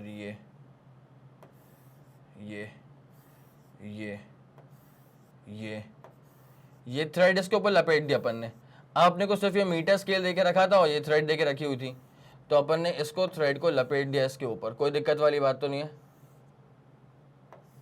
ठीक है, इस थ्रेड को अपन ने ऐसे लपेट दिया इसके ऊपर, कोई दिक्कत वाली बात नहीं है। अब देखिए ये सेपरेशन जो है ना वो ना के बराबर है भाई, मैं इसका बहुत ही ज्यादा मैग्नीफाइड व्यू आप लोग को दिखा रहा हूं, ठीक है, अदरवाइज समझ कैसे पाओगे, इसलिए मैंने इसका बहुत ही मैग्नीफाइड लुक आपको दिखा दिया कि एक मीटर स्केल था, उसके ऊपर ऐसे ना अपन ने थ्रेड की वाइंडिंग कर दी, कोई दिक्कत वाली बात नहीं, ठीक है। अब जरा गौर करते हुए चलना, इसकी जो थिकनेस है, अब ये बहुत ही बारीक काम, ये बेटा ये आप लोग को नजर आ रहा है क्या, ये आप लोग को नजर आ रहा है क्या, ठीक है, ये ना इसकी थिकनेस है, ये क्या है इसकी थिकनेस है, या इसकी डायमीटर बोल रहे what ever you feel like, thickness बोल रहे डायमीटर बोल रहे what ever you feel like, ठीक है। और इसके सर कितने नंबर ऑफ टर्न्स करके रखे हुए हैं, मान लेते हैं इसके अपन ने करके रखे हुए हैं n नंबर ऑफ टर्न्स, मान लिया अपन ने करके रखे हैं इसके n नंबर ऑफ टर्न्स, ठीक है, कोई दिक्कत वाली बात नहीं। अब यहाँ पे इसकी जो पूरी मीटर स्केल है उसकी लेंथ अपन कितना मान लेते हैं, L मीटर, इसकी अपन पूरी लेंथ को मान के चल देते हैं। अब आपको निकालना है कि व्हाट इज द थिकनेस या what is the diameter of that particular thread, ठीक है। इसका ना आपके सामने एक बहुत ही प्यारा रिप्रेजेंटेशन मैंने बनाने का ट्राई करा है, ठीक है। अगर आप समझ पा रहे हैं मेरी बात को तो क्या करा है, मीटर स्केल तो नहीं, मैंने इसको ले लिया, ठीक है, अब जो मिल गया आसानी से, ठीक है। तो ये है अपने पास एक ना थ्रेड है जिसके अपन ने ऐसे पूरी बाइंडिंग, ये छुपा लो भैया, ये कुछ नहीं है, ये इसको अपन ने छुपा लिया, ठीक है। मतलब क्या है कि तुम फिर बोलोगे सर ये लेंथ तो एक्स्ट्रा है, इसलिए मैंने उसको छुपा दिया। अब देखिए ये बात समझ में आ रही है क्या, तो ये ना मैंने इसकी क्या है एक सिंगल राउंड, मतलब मैं ट्राई कर रहा था कि ओवरलैप ना हो एक दूसरे के साथ, ठीक है। एक आध जगह हो गया होगा तो माफ कर दो, तो इसको ना अपन ने ओवरलैप नहीं करा, मतलब सिंगल टर्न फिर नो ओवरलैपिंग, फिर सिंगल टर्न फिर नो ओवरलैपिंग, फिर वापस से सिंगल टर्न, ठीक है, ऐसे अपन ने कर दिया। अब अगर आप इसको बहुत ही प्यार से देखें, ठीक है, तो इसकी एक थिकनेस होगी, एक मतलब एक जो टर्न होगा ना उसकी थिकनेस क्या होगी, टी के बराबर। अब ऐसे total n number of turns हैं, तो ये n नंबर ऑफ टर्न्स मतलब इसकी थिकनेस, एक एक टर्न की थिकनेस t मान लेता हूँ, डायमीटर को t मान लेता हूँ, और ऐसे n नंबर ऑफ टर्न्स हैं तो n इंटू टी कर दूंगा, तो ये that n into t will be equal to the length of this metre scale. आया समझ की नहीं आया, आया समझ की नहीं आया? तो मैंने वही कहा था यहाँ पे, अब इसी चीज को ना, इसी चीज को मैंने शानदार तरह से यहाँ बना दिया, तो मेरे ख्याल से आप लोगों को बेहतरीन समझ में आ रहा होगा, ठीक है। ऐसे n नंबर ऑफ टर्न्स, अब जरा कॉमन सेंस अप्लाई करो बेटा, एक की जो थिकनेस है वो टी के बराबर है, ठीक है। अब ऐसे कितने नंबर ऑफ टर्न्स हैं, n नंबर ऑफ टर्न्स हैं। जब इसको अपन में मल्टीप्लाई कर देंगे तो क्या मिल जाएगा अपने को, टोटल लेंथ मिल जाएगा। क्या मिल जाएगा अपने को, टोटल लेंथ मिल जाएगा। अब जब आपको यहां पे निकालना है थिकनेस या डायमीटर, तो ये अपने पास क्या हो जाएगा, L अपॉन n, ठीक है, L upon n in metres obviously, L upon n in metres obviously. कोई दिक्कत वाली बात तो नहीं है, मेरे ख्याल से यहां तक का फंडा सुपर क्लियर हो चुका होगा। जल्दी इसका स्क्रीनशॉट लेंगे, फिर आपको लेके चलेंगे इसके अगले वाले पड़ाव के ऊपर। 3 2 1 रेडी गो, डन हो चुका बेटा, बहुत बढ़िया, शानदार एक तरफा, ठीक है। दूसरे वाले पॉइंट पे आ जाओ। A screw gauge has a pitch of 1 millimeter and 200 divisions on the circular scale, ठीक है। तो एक जब लीस्ट काउंट निकलता है ना किसी भी चीज का, तो अगर मान ली स्क्रू गॉज का निकालना है अपने को, क्या लीस्ट काउंट निकालना है, तो इसका फॉर्मूला क्या हो जाएगा, पिच, और इसको अपन डिवाइड कर देंगे number of circular scale division के साथ, ठीक है। ये बेसिक फॉर्मूला होता है, जनरल फॉर्मूला होता है to find the least count of a screw gauge, ठीक है। तो as a pitch of 1 millimetre and 200 divisions on the circular scale, ठीक है, ओके, मान लिया अपन इस बात को। Now do you think it is possible to increase the accuracy of the screw gauge arbitrarily by increasing the number of divisions on the circular scale, ठीक है। अब जरा गौर करो, अगर आप सर्कुलर स्केल डिविजन्स को बढ़ा देते हो, अगर आप सर्कुलर स्केल डिविजन्स को बढ़ा देते हो तो लीस्ट काउंट की जो वैल्यू है वो कम हो जाएगी, ठीक है। मतलब और भी ज्यादा छोटी वैल्यू मेजर की जा सकेगी। आया समझ की नहीं आया?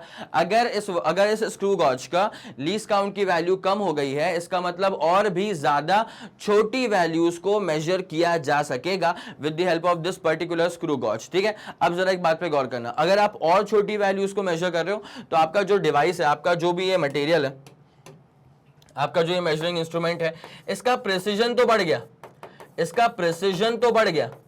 थ्योरेटिकली अगर चेक किया जाए, अगर थ्योरेटिकली चेक किया जाए तो इसका प्रिसीजन तो बढ़ गया, बहुत ही ज्यादा डिटेल्ड मेजरमेंट, प्रिसाइज मेजरमेंट आपका ऑप्टिकल, आपका जो इंस्ट्रूमेंट है, मेजरिंग इंस्ट्रूमेंट, वो करना स्टार्ट कर देगा। लेकिन क्या इससे एक्यूरेसी बढ़ जाएगी? इसमें सवाल जो है वो एक्यूरेसी के ऊपर है। एक्यूरेसी मतलब करेक्टनेस। भाई बहुत ही ज्यादा छोटी वैल्यू मेजर कर पाएगा, वो बात बिल्कुल सही है, लेकिन उससे एक्यूरेसी का बढ़ जाना, बहुत ही ज्यादा छोटी वैल्यू क्या एकदम करेक्ट वैल्यू होती है? नहीं, ऐसा कोई रिलेशन नहीं है इसके बीच में, ठीक है। तो थ्योरेटिकली यहां पे अपन कह सकते हैं कि एक्यूरेसी बढ़ सकती है बिकॉज प्रिसीजन बढ़ रहा है, लेकिन प्रैक्टिकली ऐसा कुछ एकदम रेलेवेंट चीज नहीं है, ठीक है। आया समझ? तो ऑब्वियसली अगर आप सर्कुलर स्केल डिविजन्स को बढ़ा दोगे तो लीस्ट काउंट बढ़ जाएगा, प्रिसीजन ऑब्वियसली बढ़ जाएगा, but that the same thing can not be said about accuracy, ठीक है। आ गया समझ? तो ये अपने पास दूसरे वाले का एक बेसिक आइडिया आंसर हो चुका है, इसका आप लोग स्क्रीनशॉट लेंगे, ठीक है।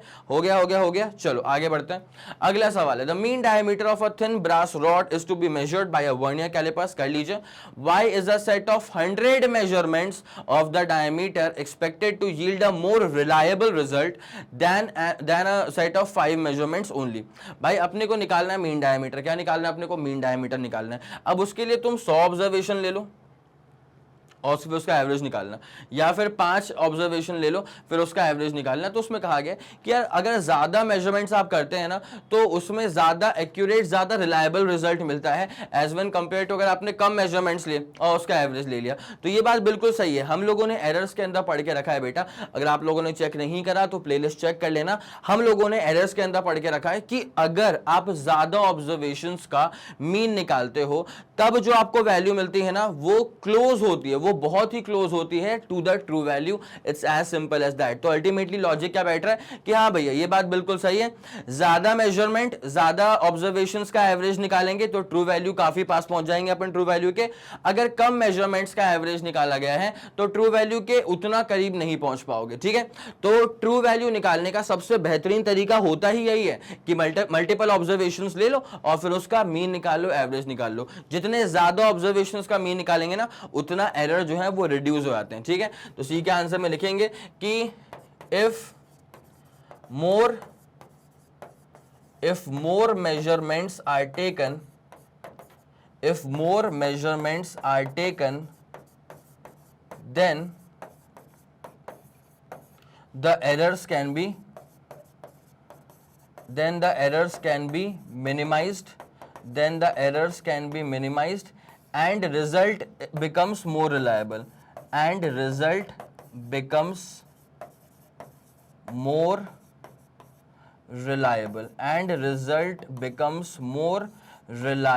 It's as simple as that. मेरे ख्याल से यहां तक का फंडा पूरा सुपर क्लियर हो चुका होगा। जल्दी इस वाले का भी स्क्रीनशॉट लो, फिर अपन कहानी में आगे बढ़ते हैं। हो गया बेटा? 3 2 1 ready go and super clear, super done, बहुत बढ़िया, एक तरफा, ठीक है। चलो आगे बढ़े। Okay sir, okay. अगला सवाल, the photograph of a house occupies an area of 1.75 centimetre square, बहुत छोटा area, on a 35 mm slide. अच्छा, स्लाइड के ऊपर ये वाला एरिया ऑक्यूपाई कर लिया है, 35 mm की slide, that is not so relevant for now. लेकिन जो एरिया है ना ऑब्जेक्ट का 1.75 सेंटीमीटर स्क्वायर, ये जो एरिया है ऑब्जेक्ट का वो छोटा एरिया, ओके, कोई दिक्कत वाली बात नहीं। अब इसी स्लाइड का तो होगा प्रोजेक्शन, ठीक है, ऐसा होता है ना बेटा प्रोजेक्टर्स में, एक स्लाइड चलते रहती है, फिर वो बड़े पर्दे पे उसका होता है बड़ा सा प्रोजेक्शन, ठीक है। तो the photograph of a house occupies an area of 1.75 centimetre square, मतलब this is the area of the object, ठीक है। The slide is projected on to a screen and the area of the house on the screen is 1.55 metre square by screen तो बड़ी होती है, ठीक है। तो ये जो स्क्रीन पर इतनी बड़ी आपको इमेज दिखाई दे रही है, ठीक है, तो this 1.55 metre square is the area of the image, ठीक है। Now what is the linear magnification of the projector screen arrangement? इस प्रोजेक्टर स्क्रीन अरेंजमेंट का लीनियर मैग्निफिकेशन क्या हो सकता है? तो बेटा आप लोग को ना एक बेसिक सा फॉर्मूला बता दूं मैं। अगर आप लोग को निकालना है एरियल मैग्निफिकेशन, ठीक है, पहले तो भैया अपने पास यहाँ पे लेंथ इनिशियली गिवन नहीं है, अपने पास इनिशियली क्या गिवन है? अपने पास इनिशियली गिवन है एरियाज, ठीक है। तो एरियल मैग्निफिकेशन क्या हो जाएगा? Area of the image upon नीचे क्या हो जाएगा बेटा? एरिया ऑफ द ऑब्जेक्ट, ठीक है। अपने पास जो एरियल मैग्निफिकेशन होगा वो क्या हो जाएगा बेटा? Area of the image upon area of the object, ठीक है। Now this is the object, this is the object का एरिया, ठीक है। और जो ये 1.55 मीटर स्क्वायर है ना, दिस इज द इमेज का एरिया। ये जो 1.55 मीटर स्क्वायर है, दिस इज द इमेज का area. It's as simple as that, ठीक है भाई। जरा इसको यहाँ पे पुट करना शुरू करना। तो 1.55 ये तो खैर मीटर स्क्वायर में आ रहा है। उसके बाद नीचे क्या चलेगा बेटा? एरिया ऑफ द ऑब्जेक्ट, मतलब 1.55, लेकिन ये सेंटीमीटर का स्क्वायर है, ठीक है। तो क्या हो, अच्छा 1.75, पहले एक काम करो, सेंटी का स्क्वायर करो, मतलब 10 की पावर -2 का स्क्वायर करो, 10 की पावर -4, ठीक है। ये मीटर स्क्वायर पहुंच जाएगा। जैसे अपन इसको फर्दर सॉल्व आउट करेंगे ना, तो आपका जो अप्रोक्सीमेटली आंसर आएगा वो आना चाहिए 8857 आपका आना चाहिए approximately answer. This is the areal magnification. जल्दी आप इसका स्क्रीनशॉट लेंगे, फिर अपन कहानी में आगे बढ़ते हैं। 8857 आ चुका है। अब निकालना है अपने को इसका लीनियर मैग्निफिकेशन, ठीक है भाई। यार अगर एरिया की बात करोगे तो एरिया क्या होता है? साइड का स्क्वायर, लेंथ का स्क्वायर। तो जब अगर मैं लेंथ निकालना चाहूंगा तो क्या करना पड़ेगा? एरिया का स्क्वायर रूट निकालना पड़ेगा। बेसिक फंडा, अगर लेंथ निकालना चाहोगे तो एरिया का स्क्वायर रूट निकालना पड़ेगा। सिमिलरली अगर आपको लीनियर मैग्निफिकेशन निकालना है तो यहां पे ये क्या हो जाएगा? Under root of areal magnification. ये क्या हो जाएगा बेटा? Under root of areal magnification. अब जरा गौर करो, under root of what was the areal magnification that came out? 8857, ठीक है। तो जैसे अपन 8857 का स्क्वायर रूट ले लेंगे तो अपने पास जो फर्दर आंसर आएगा ना वो आएगा अप्रोक्सीमेटली 94.1, ठीक है। This is going to be the linear magnification. It's as simple as that. इसका पूरा कंप्लीट स्क्रीनशॉट लो बेटा, इसका जल्दी से जल्दी स्क्रीनशॉट लो, फिर अपन कहानी में एकदम तुरंत से पहले आगे बढ़ते हैं। 3 2 1 रेडी गो एंड डन। हो गया। चलो बहुत बढ़िया, लाजवाब, शानदार, एक तरफा। ठीक है, अगले वाले क्वेश्चन में बढ़ते हैं। State the number of significant figures in the following. यहां पे निकालना है आपको नंबर ऑफ सिग्निफिकेंट फिगर्स। क्या निकालना है बेटा? Number of significant figures. ठीक है, तो यहां पे अगर 0.007 है तो यहां पे कितने सिग्निफिकेंट्स होंगे, कितने सिग्निफिकेंट फिगर्स होंगे बेटा? तो जो ये 0.00, ये जो 3 जीरो आपको दिखाई दे रहे हैं ना, वो सिग्निफिकेंट नहीं है। ठीक है, तो बस 7 है जो कि सिग्निफिकेंट है, तो यहां पे सिर्फ एक ही सिग्निफिकेंट फिगर होगा जो कि होगा 7। यहां पे बस एक ही सिग्निफिकेंट फिगर होगा जो कि होगा 7।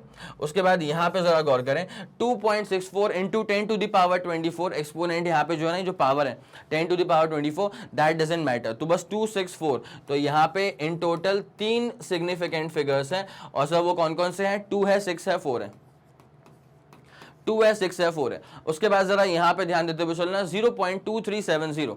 तो यहां पे अगर आपको नंबर ऑफ सिग्निफिकेंट फिगर्स निकालने हैं तो ये जो पॉइंट के पहले वाला जीरो है वो मैटर नहीं करेगा बेटा। सिग्निफिकेंट फिगर्स पे ना मेरा एक बहुत डेडिकेटेड लेक्चर आ चुका था, उसको जाकर के आप लोग प्लेलिस्ट में देख सकते हैं। वहां पे सिग्निफिकेंट फिगर्स और राउंडिंग ऑफ के पूरे रूल्स के साथ, एग्जाम्पल के साथ आपके सामने सब चीजें पेश कर दी गई थी। तो आई वुड रिक्वेस्ट यू एक बार चेक कर लेना। ठीक है, ओके। तो 0.2370 में यहां पे ये जो पहले वाला जीरो है, जो पॉइंट के पहले वाला जीरो है, वो इनसिग्निफिकेंट है। लेकिन जो ये 2370 है, ये जो 4 डिजिट्स हैं, दीज आर बेसिकली सिग्निफिकेंट। तो यहां पे सिग्निफिकेंट फिगर जो है वो इन टोटल कितने हो जाएंगे? 4 हो जाएंगे, 2, 3, 7 और 0। ठीक है, उसके बाद जरा अब यहां पे गौर करते हुए चलना, जरा यहां पे गौर करते हुए चलना, 6.320 लिख के रखा हुआ है। ठीक है, तो यहां पे जो आखिरी वाला जीरो है वो सिग्निफिकेंट है बेटा।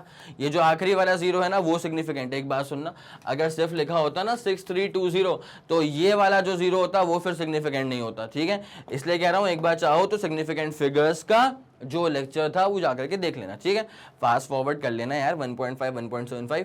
तो 4 यहां पे अपने पास क्या हो चुके हैं सिग्निफिकेंट फिगर्स? 6 है, 3 है, 2 है और 0 है। ठीक है, अब जरा इस वाले पे आ जाओ, 6.032। भाई यहां पर भी 4 हैं, सिंपल सी बात है। यहां पर भी ये बीच में है ना भैया, ये वाला जो जीरो है वो बीच में। अगर अगर ये जो जीरो है ना, अगर वो 2 सिग्निफिकेंट डिजिट्स के बीच में अगर आ रहा है तो उसको फिर अपन सिग्निफिकेंट मानेंगे, इररिस्पेक्टिव कि डेसिमल पॉइंट कहां पे लगा है या फिर लगा है भी या नहीं लगा है। ठीक है, तो उसके पास भी हो गया 4, 6032। और जरा इसकी बात कर लो यहाँ पे, तो इसके पास देखो भैया, ये जो पॉइंट के पहले वाला जीरो है वो इनसिग्निफिकेंट है, और जो ये 3 जीरोज हैं वो इनसिग्निफिकेंट है। बस ये 6032 जो एक साथ लिखा हुआ है ना, ये जो 6032 एक साथ लिखा हुआ है, बस ये सिग्निफिकेंट है। तो यहाँ पर भी अपने पास इन टोटल 4 हो जाएंगे सिग्निफिकेंट फिगर्स, और वो कौन कौन से होने वाले हैं? 6032, 6032। मेरे ख्याल से वाला पूरा फंडा क्लियर हो चुका होगा। तो जल्दी इसका स्क्रीनशॉट लेना, फिर आपको अगले वाले सवाल पे लेके चलते हैं। 3, 2, 1 रेडी गो, डन। हो गया, बहुत बढ़िया, बहुत शानदार। तो मेरे ख्याल से यहां तक के फंडे जो है ना आप लोगों को सुपर क्लियर हो चुके होंगे। अगर आपको लग रहा है जरा सा भी के साथ सिग्निफिकेंट फिगर्स में हम हल्का सा अटक रहे हैं, तो बेटा वो इसलिए भी हो सकता है बिकॉज सिग्निफिकेंट फिगर्स ना अलहदा टॉपिक है। सवाल जब तक डेडिकेटेडली इसके ऊपर नहीं आता ना, तब तक आपको इसके फंडे यूज करने का मौका नहीं मिलता है, इसके फंडे प्रैक्टिस करने का मौका नहीं मिलता। इसलिए बोल रहा हूं भाई, अगर 2 रुपए का भी डाउट लग रहा है तुमको इसके ऊपर, या मैंने तुमको एक्सप्लेन तो कर ही दिया है, लेकिन तुमको अगर सुपर एक्सप्लेनेशन चाहिए सिर्फ इस पर्टिकुलर टॉपिक का, तो भैया डेडिकेटेड लेक्चर आ चुका है, प्लेलिस्ट में जाकर के चेक कर लेना। सिग्निफिकेंट फिगर्स नाम का ही लेक्चर है। ठीक है, वहां पे राउंडिंग ऑफ की भी बातें करी गई हैं आपके साथ। ठीक है, चलिए आगे बढ़ते हैं। अब आते हैं अपन अगले वाले सवाल के ऊपर। लेंथ है, ब्रेड्थ है, थिकनेस है of a rectangular sheet of metal are this much, this much, this much. Give the area and volume of the sheet to the correct significant figures. एक बार सेल्फ ट्राई कर लो, बन गया तो बहुत जबरदस्त, अदरवाइज फिर इसको मैं सॉल्व करवाता हूं। ठीक है, चलिए फिर, बहुत शानदार, देख लिया होगा आप लोगों ने इसको। अब इसको जरा मैं करवाता हूं। ठीक है, तो यहाँ पे क्या है? The length, breadth and thickness of a rectangular sheet of metal given है, गिवन है, गिवन है। ठीक है, आपको निकालना है क्या है? Area and volume of the sheet to the correct significant figures. ठीक है बेटा, यहाँ पे वॉल्यूम निकालने के लिए ऑब्वियसली L, B और H को मल्टीप्लाई करना पड़ेगा, और जब भी आप मल्टीप्लाई करते हैं ना, तो आप ये गिन लेते हैं कि लीस्ट सिग्निफिकेंट फिगर्स कितने हैं। आप ये गिन लेते हैं कि बेटा लीस्ट सिग्निफिकेंट फिगर्स जो हैं वो गिवन डेटा में से किस में सबसे छोटे नंबर ऑफ सिग्निफिकेंट फिगर्स हैं, जितने भी नंबर ऑफ सिग्निफिकेंट फिगर्स होते हैं उसी के टर्म्स में फिर आप अपना आंसर जो है वो कोट कर देते हैं। ठीक है, अब जरा गौर फरमाइएगा, तो लेंथ गिवन है, ब्रेड्थ गिवन है और हाइट भी गिवन है। अब आपको निकालना है एरिया, निकालना है और वॉल्यूम निकालना है। इसका बेसिक फंडा जरा समझते हुए चलना। देखो भैया, अपने पास जो रेक्टेंगुलर शीट था वो सिर्फ 2D फिगर नहीं है। क्यों? क्योंकि यहाँ पे उसकी हाइट भी गिवन थी। ये 2D फिगर नहीं है क्योंकि यहाँ पे उसकी हाइट भी गिवन थी। तो ये तुम्हारे पास पूरा ऐसा ब्लॉक बन जाएगा। ठीक है, अब जब आपको एरिया निकालना है ना बेटा, तो एरिया के लिए बेसिक फॉर्मूला क्या होता है? ऐसे डायमेंशंस में जब एरिया निकलता है इसका फॉर्मूला होता है twice LB plus BH plus HL, मतलब लेंथ इंटू ब्रेथ, फिर ब्रेथ इंटू हाइट, फिर हाइट इंटू लेंथ कह लीजिएगा। तो this is basically the area of that particular dimension. ठीक है, कोई दिक्कत वाली बात नहीं है। अब उसके बाद यहाँ पे जो चीजें गिवन है ना, उसमें से एक छोटी सी बात पे गौर करना। ये तो फिर भी चलो मीटर्स में गिवन है, कोई दिक्कत नहीं है। ये भी चलो फिर भी क्या है, मीटर्स में गिवन है, कोई दिक्कत नहीं है। लेकिन आप जान रहे हैं कि ये जो चीज है ना वो सेंटीमीटर्स में गिवन है, तो हड़बड़ी में आकर के इसको भी गलती से मीटर्स में कोट मत कर लेना, इसे तुम्हें कन्वर्ट करना पड़ेगा सेंटीमीटर्स को मीटर्स में। तो 2.01 सेंटी मतलब 10⁻⁻², और ये कन्वर्ट हो चुका है मीटर्स में। It's as simple as that. ये बेसिक फॉर्मूला यहाँ पे लिखा हुआ है और डिटेल्ड सॉल्यूशन अभी आप लोगों को दिखा रहे हैं, पर मेरा ये मानना है कि इसका स्क्रीनशॉट लेना बनता है। 3, 2, 1 रेडी गो एंड डन। ठीक है, तो लीस्ट सिग्निफिकेंट फिगर्स में आपको आंसर जो है वो कोट करना पड़ता है। ठीक है, अब जरा इसका आंसर देखते हुए चलिए। लेंथ गिवन था, ब्रेथ गिवन था और थिकनेस जो थी या जो हाइट जो थी दैट वाज इन सेंटीमीटर्स, तो कन्वर्ट कर दिया इसको मीटर्स में, कोई दिक्कत वाली बात नहीं है। अब एरिया ऑफ द शीट निकालना है, तो twice of LB plus B into H मैंने कहा था, थिकनेस है यहाँ पे, और plus H into L, H मतलब हाइट वहां पे थिकनेस के बराबर। ठीक है, ये जब सारी वैल्यूज को पुट इन करेंगे ना अपन, तो अपना आंसर जो आ जाएगा ऐसा कुछ आ जाएगा। ठीक है, अच्छा ये बात ना अपन लोगों ने नोट करके रखी हुई है कि एनसीईआरटी के जो क्वेश्चंस होते हैं ना, उनमें जो डेटा गिवन होता है वो कोई ऐसा नॉर्मल डेटा नहीं होता कि मतलब 2 9 सा कर लिया 18 आ गया। उसमें भैया पॉइंट्स का इन्वॉल्वमेंट बहुत ज्यादा होता है। तो एक बात को लेकर के आप बिल्कुल मेक श्योर कर लो अपने दिमाग को, 11th में आ चुके हो भाई, एक बात को लेकर मेक श्योर कर लो कि आपको ना दरअसल इस डेटा से डरने की जरूरत नहीं है। ठीक है, जब आप एनसीईआरटी को सॉल्व कर रहे हैं ना, तो आपका सबसे बड़ा जो दिमाग में ऑब्जेक्टिव होना चाहिए वो बस इतना होना चाहिए कि यार जो भी चीजें यहां बताई जा रही हैं, क्या उसका बेसिक जो फंडा है, क्या उसमें तो मुझसे कहीं लैगिंग नहीं हो रही है। अगर वो तुम्हारा पूरा क्लियर चल रहा है ना, तो फिर ये डेटा है तुम मत डरो भाई, ये तो कैलकुलेशन पर्पस के लिए, इसमें कोई भी मसला नहीं है। ठीक है, चलो। As area can contain a maximum of 3 significant figures, 3 significant figures he maximum contain कर सकता है, ऐसा क्यों? देखो भाई, अगर आप यहां पे बात करो गिवन डेटा के अनुसार, तो 1 2 यहां पे अपने पास 3 4 सिग्निफिकेंट फिगर्स। ठीक है, यहां पर भी इन 2 जीरोस को भी कंसिडर किया जाता है, क्योंकि भाई सिग्निफिकेंट फिगर्स का मैं बता चुका हूं, डेडिकेटेड लेक्चर आ चुका था, उसी में ही एक रूल था कि अगर जीरो जो है ना, अगर वो 2 सिग्निफिकेंट डिजिट्स या 2 सिग्निफिकेंट फिगर्स के बीच में अगर जीरोस आते हैं तो वो जीरोस भी सिग्निफिकेंट बन जाते हैं। डजंट मैटर कि डेसिमल पॉइंट कहां पे लगा हुआ है या लगा हुआ भी है या नहीं लगा हुआ है। ठीक है, वो मैटर नहीं करता। अगर ये जीरोस 2 सिग्निफिकेंट फिगर्स के बीच में आ गए तो इन जीरोस को भी सिग्निफिकेंट ही कंसिडर किया जाएगा। ठीक है, यहां पर हो गए 4 सिग्निफिकेंट फिगर्स, यहां पर हो गए 4 सिग्निफिकेंट फिगर्स, लेकिन यहां पे है सिर्फ और सिर्फ 3 सिग्निफिकेंट फिगर्स, इसीलिए हमारा जो आंसर आएगा ना वो 3 सिग्निफिकेंट फिगर्स के टर्म्स में आएगा। ये वाला फंडा पूरा क्लियर हो गया बेटा। तो जब इसको अपन ने सॉल्व किया तो 8.72094847 मीटर स्क्वायर तो आ चुका है, लेकिन जब इसको अपन राउंड ऑफ करेंगे इन 3 सिग्निफिकेंट फिगर्स तो बस 8.72 metre square, this is going to be your area. ठीक है, अब जरा गौर करें, जब वॉल्यूम निकालना होगा तो वॉल्यूम निकालने में कौन सी बड़ी बात है, simple formula L into B into H, हालांकि यहाँ पे L into B into thickness हो जाएगा। ठीक है, जैसे इसको अपन फर्दर सॉल्व इन करेंगे पूरा। अच्छा एक और चीज, ये गिवन था सेंटीमीटर्स में, इसको हमने मीटर्स में कन्वर्ट कर लिया, इस बात को आप मत भूलना। ठीक है, जब इसको अपन ने पूरा सॉल्व आउट किया तो ये अपने पास इतना आ गया था 0.855289 ऑब्वियसली मीटर क्यूब, लेकिन इसको भी फिर अपन ने सिग्निफिकेंट फिगर्स के टर्म्स में ही एक्सप्रेस करा, 3 सिग्निफिकेंट फिगर्स, तो 855 यहाँ पे ये वाला 0 और ये वाला 0, दिस इज इनसिग्निफिकेंट। ठीक है, सिर्फ 855 जो है ना वो हो जाएगा सिग्निफिकेंट, तो रहे इसके 3 significant figures. This is your complete answer. इसका स्क्रीनशॉट लेने की आपसे गुजारिश है। 3 2 1 रेडी गो डन। चमका, चलो बहुत शानदार, एक तरफा, बढ़िया। आगे बढ़ेंगे। अब अगला सवाल, सिंपल सिंपल क्वेश्चन है बेटा, ठीक है। The mass of a box measured by a grocers balance is 2.30, ठीक है। तो 2.30 केजी या 2.3 केजी पकड़ ले, कोई दिक्कत वाली बात नहीं है।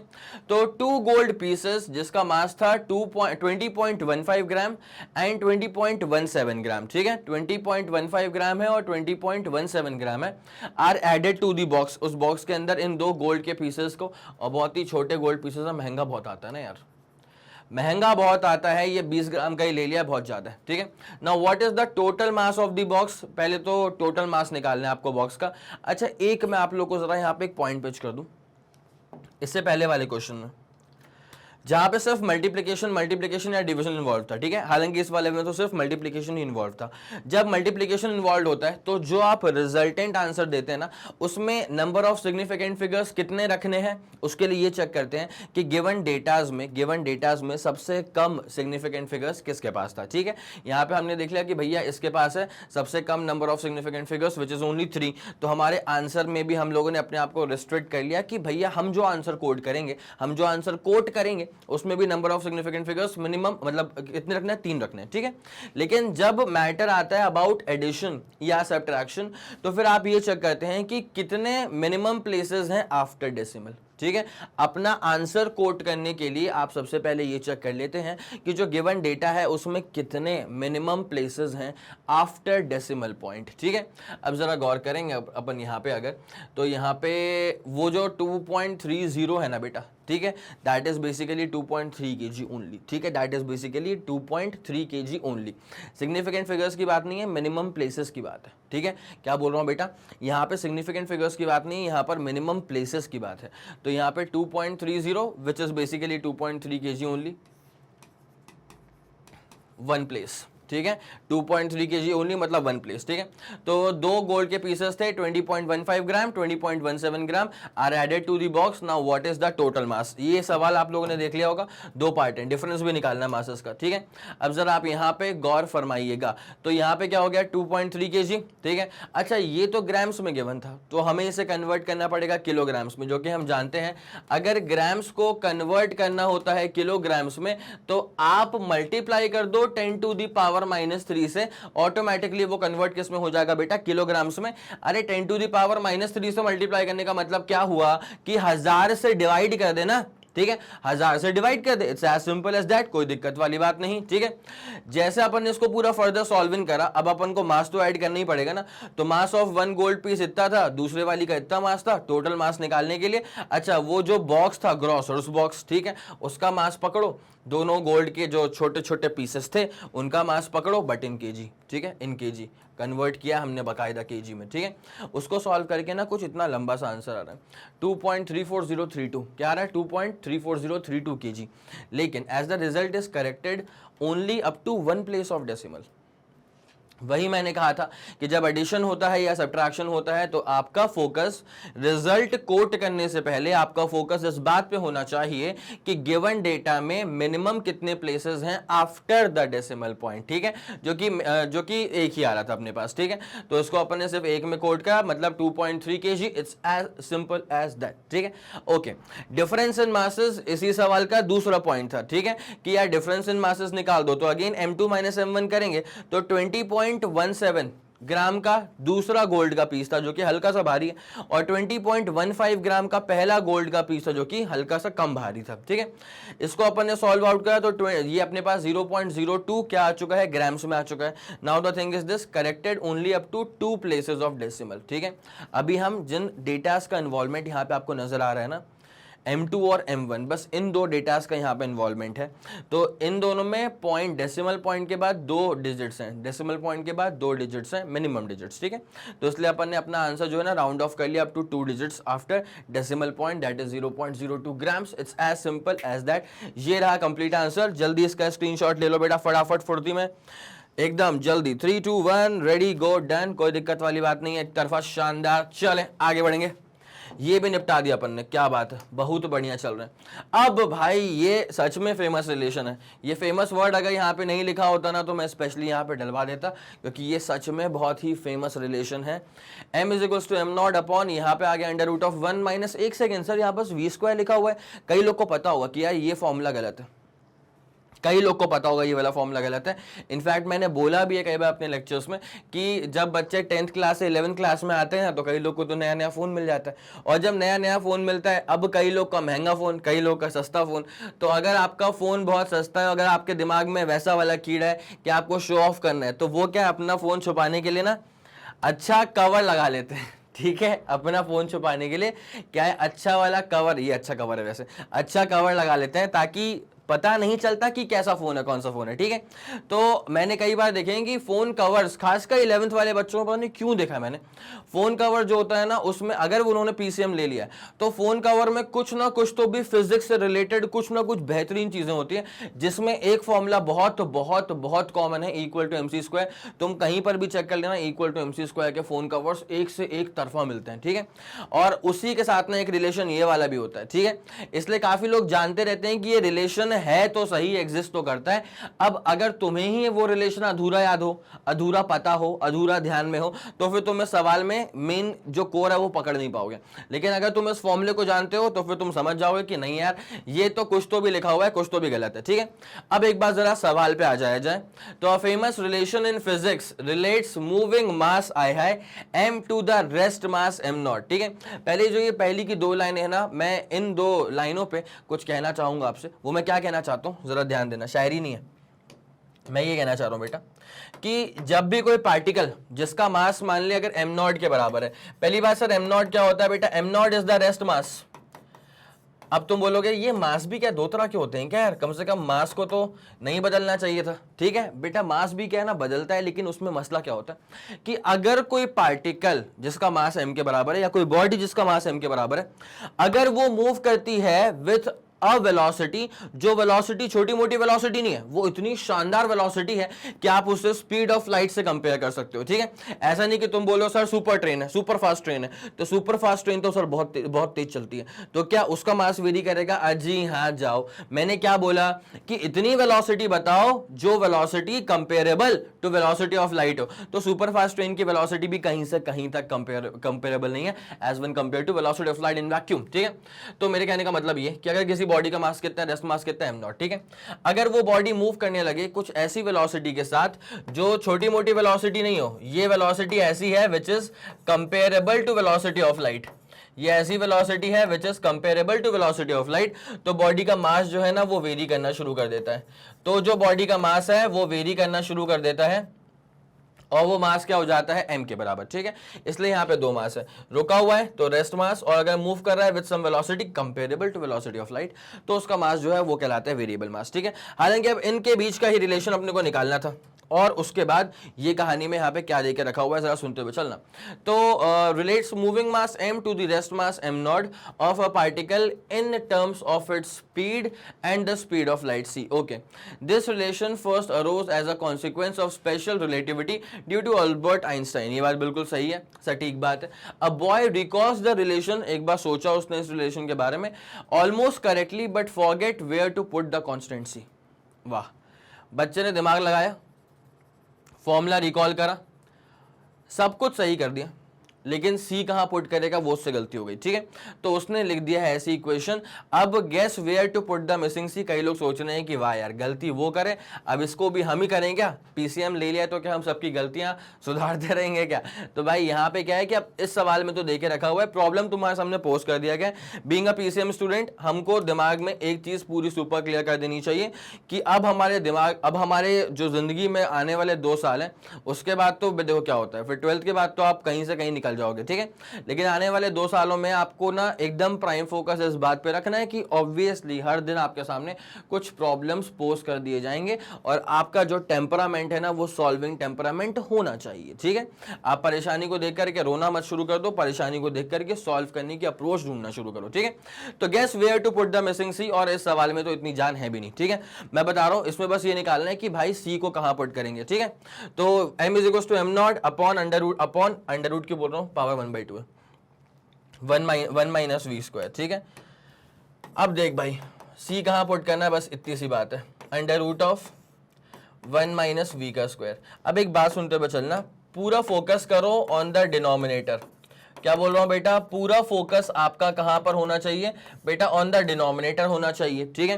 तो डिनोमिनेटर में रूट को हटाओ, ये लिखा है 1 माइनस वी का स्क्वायर, 1 माइनस वी का स्क्वायर, जहां पे वी क्या होता है, वेलोसिटी, ठीक है, वेलोसिटी ऑफ द बॉडी।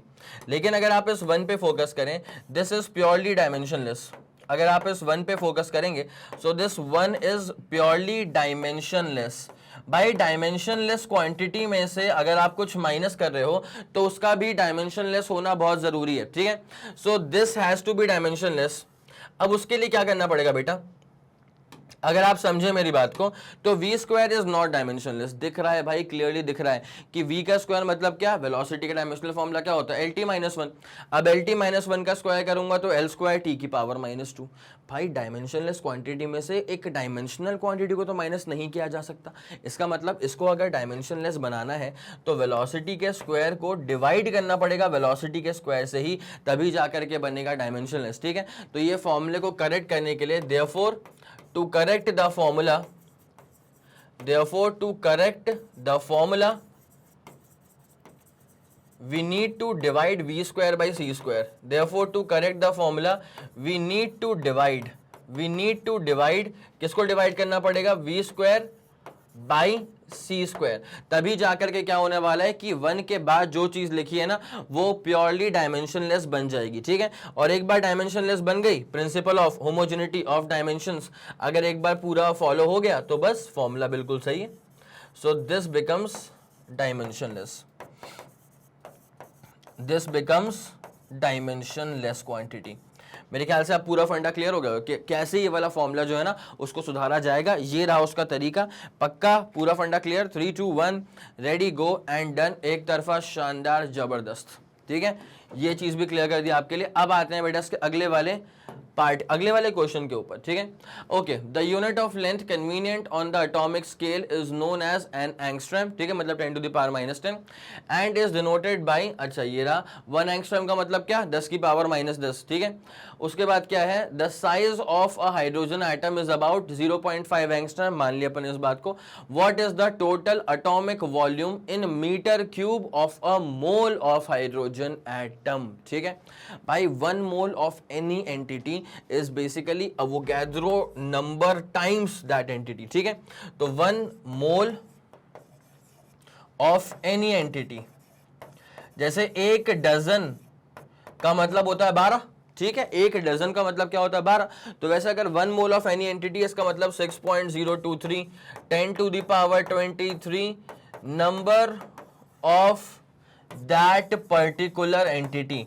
इस बात को जरा दिमाग में रख लेना, number of that particular entity, ठीक है, इस बात को जरा दिमाग में रख लेना। उसके बाद फिर अपन कहानी में आगे बढ़ पाएंगे। यूनिटरी मेथड ही लगने वाला है, ठीक है, ये वाला फंडा पूरा क्लियर हो गया। यूनिटरी मेथड ही लगने वाला है क्वेश्चन नंबर 14 के अंदर, और ये रहा अपने पास इसका आंसर, ठीक है। अब जरा गौर करते हुए चलेगा, यहाँ पे रेडियस गिवन था 0.5 एंगस्ट्रम के बराबर, तो 0.5 10 टू द पावर माइनस 10 अपन ने कर दिया, कोई दिक्कत वाली बात नहीं है।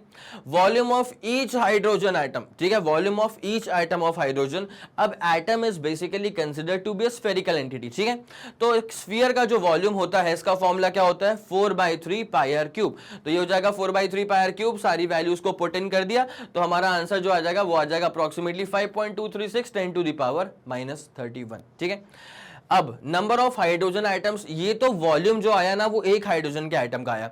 अब हमें निकालना है number of hydrogen items in 1 gram mole of hydrogen, ठीक है। तो यहां पे अगर 1 ग्राम मोल है तो अवोगाड्रो नंबर क्या होता है 6.023 10 टू द पावर 23। अब जरा गौर करो, अगर एटॉमिक वॉल्यूम निकालना है तो बेटा एक एटम का वॉल्यूम क्या था, उसको मल्टीप्लाई कर दो टोटल नंबर ऑफ एटम से, ठीक है। एक एटम का वॉल्यूम आपके सामने यहां पर पेश कर दिया गया था। अब टोटल एटॉमिक वॉल्यूम अगर निकालना है, टोटल वॉल्यूम निकालना है, तो इसी वॉल्यूम को मल्टीप्लाई कर देना अवोगाड्रो नंबर के साथ, तो आपके सामने जो फर्दर आंसर आ जाएगा वो आ जाएगा ये मैंने वही कहा था बेटा, एनसीईआरटी क्वेश्चंस को सॉल्व करने के टाइम पे डेटा स्पेसिफिक होने की तुम्हें जरूरत नहीं है, डेटा पर ज्यादा रोना गाना नहीं करना है कि सर ये तो इतने लंबे लंबे नंबर्स हैं। अरे भाई साहब, एनसीईआरटी के जो क्वेश्चंस है ना वो बहुत ही रिच क्वालिटी क्वेश्चंस है, उनका अल्टीमेट ऑब्जेक्टिव क्या है, आपका पर्सपेक्टिव क्लियर करना। ठीक है, क्या क्लियर करना, पर्सपेक्टिव क्लियर करना। ये तो न्यूमेरिकल अप्रोच है यार, मल्टीप्लाई करने वाली बात है। ठीक है, तो अपने पास एटॉमिक वॉल्यूम कितना आ गया, 3.154 10⁻⁻⁷ मीटर क्यूब। अब इस सवाल का अल्टीमेट ऑब्जेक्टिव क्या था, जो कि बच्चों के हित में था, वो ये था कि उनको अवोगाड्रो कांस्टेंट के बारे में जानकारी हो, वो ये ना सोचते रहें कि अवोगाड्रो नंबर जो है ना वो सिर्फ और सिर्फ केमिस्ट्री में ही लगने वाला है। भाई फिजिक्स में भी तो लगा सकते हैं, कॉमन सेंस। ठीक है, कोई दिक्कत वाली बात तो नहीं। इसका स्क्रीनशॉट तो आप लोगों ने ले लिया होगा। ठीक है, नहीं लिया तो स्क्रीनशॉट लो जल्दी। 3 2 1 रेडी गो एंड डन। चलो क्लियर क्लियर क्लियर, बढ़िया, ओके। अब आते हैं बेटा इसके अगले वाले क्वेश्चन के ऊपर। ठीक है, question number 15, 1 mole of an ideal gas at standard temperature and pressure occupies 22.4 litres molar volume. ठीक है, now what is the ratio of molar volume to the atomic volume. Molar volume का ratio atomic volume के respect में निकालना है। And take the size of hydrogen molecule to be about 1 angstrom, मतलब 10⁻⁻10 metre. Why is this ratio so large. अगर molar volume का ratio atomic volume के respect में अगर बहुत ज्यादा बड़ा आ रहा है, इसका मतलब मोलर वॉल्यूम की वैल्यू बड़ी हो रही होगी, एटॉमिक वॉल्यूम की वैल्यू जो है वो छोटी हो रही होगी। तो ये सवाल आपके सामने पोस्ड अप है, एक बार जरा सेल्फ ट्राई कर लो। बन जाता है तो एक तरफा बहुत शानदार, बहुत ही जबरदस्त। ठीक है, किसी की नजर ना लगे तुम्हें, और अगर नहीं बनता है तो कोई दिक्कत वाली बात नहीं है, फिर मैं सॉल्व करवाऊंगा ना, बेफिक्र रहिए। ठीक है, ट्राई करिए। बहुत शानदार, चलें आगे बढ़ते हैं इसमें जरा। तो 1 mole of an ideal gas at standard temperature pressure occupies 22.4 molar volume. Given है, मोलर वॉल्यूम पहले से गिवन है, बट एक काम करना पड़ेगा यार, ये लीटर्स में गिवन है, इसको अपन को मीटर क्यूब में कन्वर्ट करना पड़ेगा, कर देंगे। ठीक है, 10⁻³ मल्टीप्लाई कर देना, हो जाता है। Now what is the ratio of molar volume to the atomic volume of 1 mole of hydrogen. Atomic volume निकालना पड़ेगा भाई। ठीक है, तो यहाँ पे 1 एंगस्ट्रॉम क्या गिवन है, इसका टेक द साइज, मतलब इसका रेडियस गिवन है बेसिकली 1 एंगस्ट्रॉम। तो आपको अब निकालना पड़ेगा पहले तो एटॉमिक वॉल्यूम, तो निकाल दें अभी के अभी, यही हाल फिलहाल में निकाल देते हैं एटॉमिक वॉल्यूम। तो एटॉमिक वॉल्यूम निकालने के लिए एक बात समझना पड़ेगा बेटा, वो भी किसका निकालना है, 1 मोल का निकालना है। सही बात है, what is the ratio of molar volume to the atomic volume. ठीक है, तो 1 मोल का निकालना है अपने को, तो भैया 6.023 10⁻23 मल्टीप्लाई कर देंगे किससे, एक आइटम के वॉल्यूम के साथ। ठीक है, तो अब एक आइटम का वॉल्यूम क्या होता है, 4/3 पाई आर क्यूब, ये हो जाएगा 4/3 पाई का मतलब 3.14, और आर का क्यूब करेंगे मतलब कितना, 10⁻⁻10।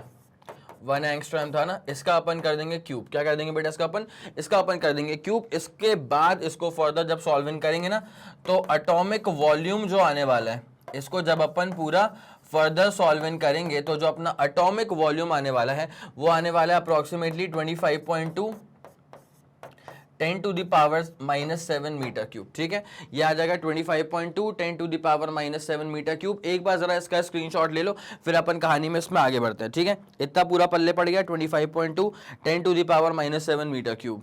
ठीक है, चलो चलो चलो अब जरा आगे बढ़े। तो atomic volume is all done, molar volume given था, अब आपको निकालना था यहाँ पे रेशियो। ठीक है, तो रेशियो भी किसका निकालना है, ratio of molar volume to the atomic volume. ठीक है, आ जाओ, रेशियो किसका, मोलर वॉल्यूम का, किसके साथ, एटॉमिक वॉल्यूम के साथ। ठीक है, रेशियो किसका, मोलर वॉल्यूम का, और किसके साथ, एटॉमिक वॉल्यूम के साथ। ठीक है, तो मोलर वॉल्यूम जो अभी अपने पास आके रखा हुआ है वो है अप्रोक्सीमेटली कितना, 22.4 लीटर्स था। तो लीटर्स को अपन 10⁻³ कर देंगे तो मीटर क्यूब में वो कन्वर्ट हो जाता है। उसके बाद एटॉमिक वॉल्यूम विच वॉज 25.2, 10⁻, कितना था बेटा वो, -7 था मेरे ख्याल में। जी हाँ, -7 था अप्रोक्सीमेटली। जिसको अपन सॉल्व आउट करेंगे ना तो 0.89 आ जाएगा 10⁻⁴, अप्रोक्सीमेटली 10⁻⁴ मान लेना। ठीक है, रेशियो आ रही है। अब ये रेशियो काफी बड़ा आ रहा है, इसका मतलब क्या, since ratio is large ratio जो है वो काफी बड़ा आ रहा है, इसका मतलब क्या हो जाएगा कि मोलर वॉल्यूम ज्यादा है और एटॉमिक वॉल्यूम कम है। इसका मतलब क्या हो जाएगा बेटा कि मोलर वॉल्यूम जो है वो ज्यादा है और एटॉमिक वॉल्यूम जो है वो है काफी कम। मोलर वॉल्यूम ज्यादा है और एटॉमिक वॉल्यूम जो है वो है काफी कम। It's as simple as that. अब सर ऐसा क्यों होता है कि एटॉमिक वॉल्यूम बहुत कम है, मोलर वॉल्यूम बहुत ज्यादा है? जैसे मान लिया फॉर अ गिवन स्पेस, ठीक है, मान ले तेरे पास कोई गिवन स्पेस है, अब यहाँ पे पूरे एटम्स ना पूरे फैले हुए हैं, तो यार एटम्स के बीच में यहाँ पे जो इंटर एटॉमिक फोर्सेस होते हैं ना वो काफी वीक होते हैं। तो एक एटम यहाँ पे, एक एटम यहाँ पे, तो अगर आप डेंसिटी वाइज भी चेक करेंगे ना, डेंसिटी बहुत कम हो जाती है। अगर आप डेंसिटी वाइज भी चेक करेंगे ना, डेंसिटी बहुत ही कम हो जाती है। तो यहाँ पे मोलर वॉल्यूम लिटरली बहुत ज्यादा है, मोलर वॉल्यूम देख लो बेटा बहुत ज्यादा है, लेकिन एटॉमिक वॉल्यूम जो है ना दिस इज एक्सट्रीमली लेस। तो यही कारण है जिसकी वजह से जो ये रेशियो है ना वो काफी बड़ा रेशियो आता है। यही कारण है जिसकी वजह से जो ये रेशियो है वो काफी बड़ा रेशियो आता है। It's as simple as that. इसका स्क्रीनशॉट लेंगे, उसके बाद फिर अपन बढ़ते हैं इसके अगले वाले सवाल की तरफ। ठीक है, आ गया, पूरा फंडा क्लियर हो गया। 3 2 1 रेडी गो डन। बहुत बढ़िया, शानदार, एक तरफा निपटाते हैं इसको, आगे बढ़ते हैं। ठीक है ठीक है ठीक है ठीक है, आते हैं अब 16th वाले क्वेश्चन के ऊपर। तो एक्सप्लेन दिस, मैं एक बार काम करता हूँ, स्क्रीन से हट जाता हूँ ताकि आप लोग इसका प्रॉपर स्क्रीनशॉट ले सकें और इसको आप देख भी सकें, कोई दिक्कत वाली बात नहीं है। ठीक है, ओके, आपका ही सवाल है बेटा, करना भी आपको ही था वैसे। तो explain this common observation clearly. If you look out of the window of a fast moving train, तुम्हें तुम्हारी क्या जर्नी भी आ जाएगी याद।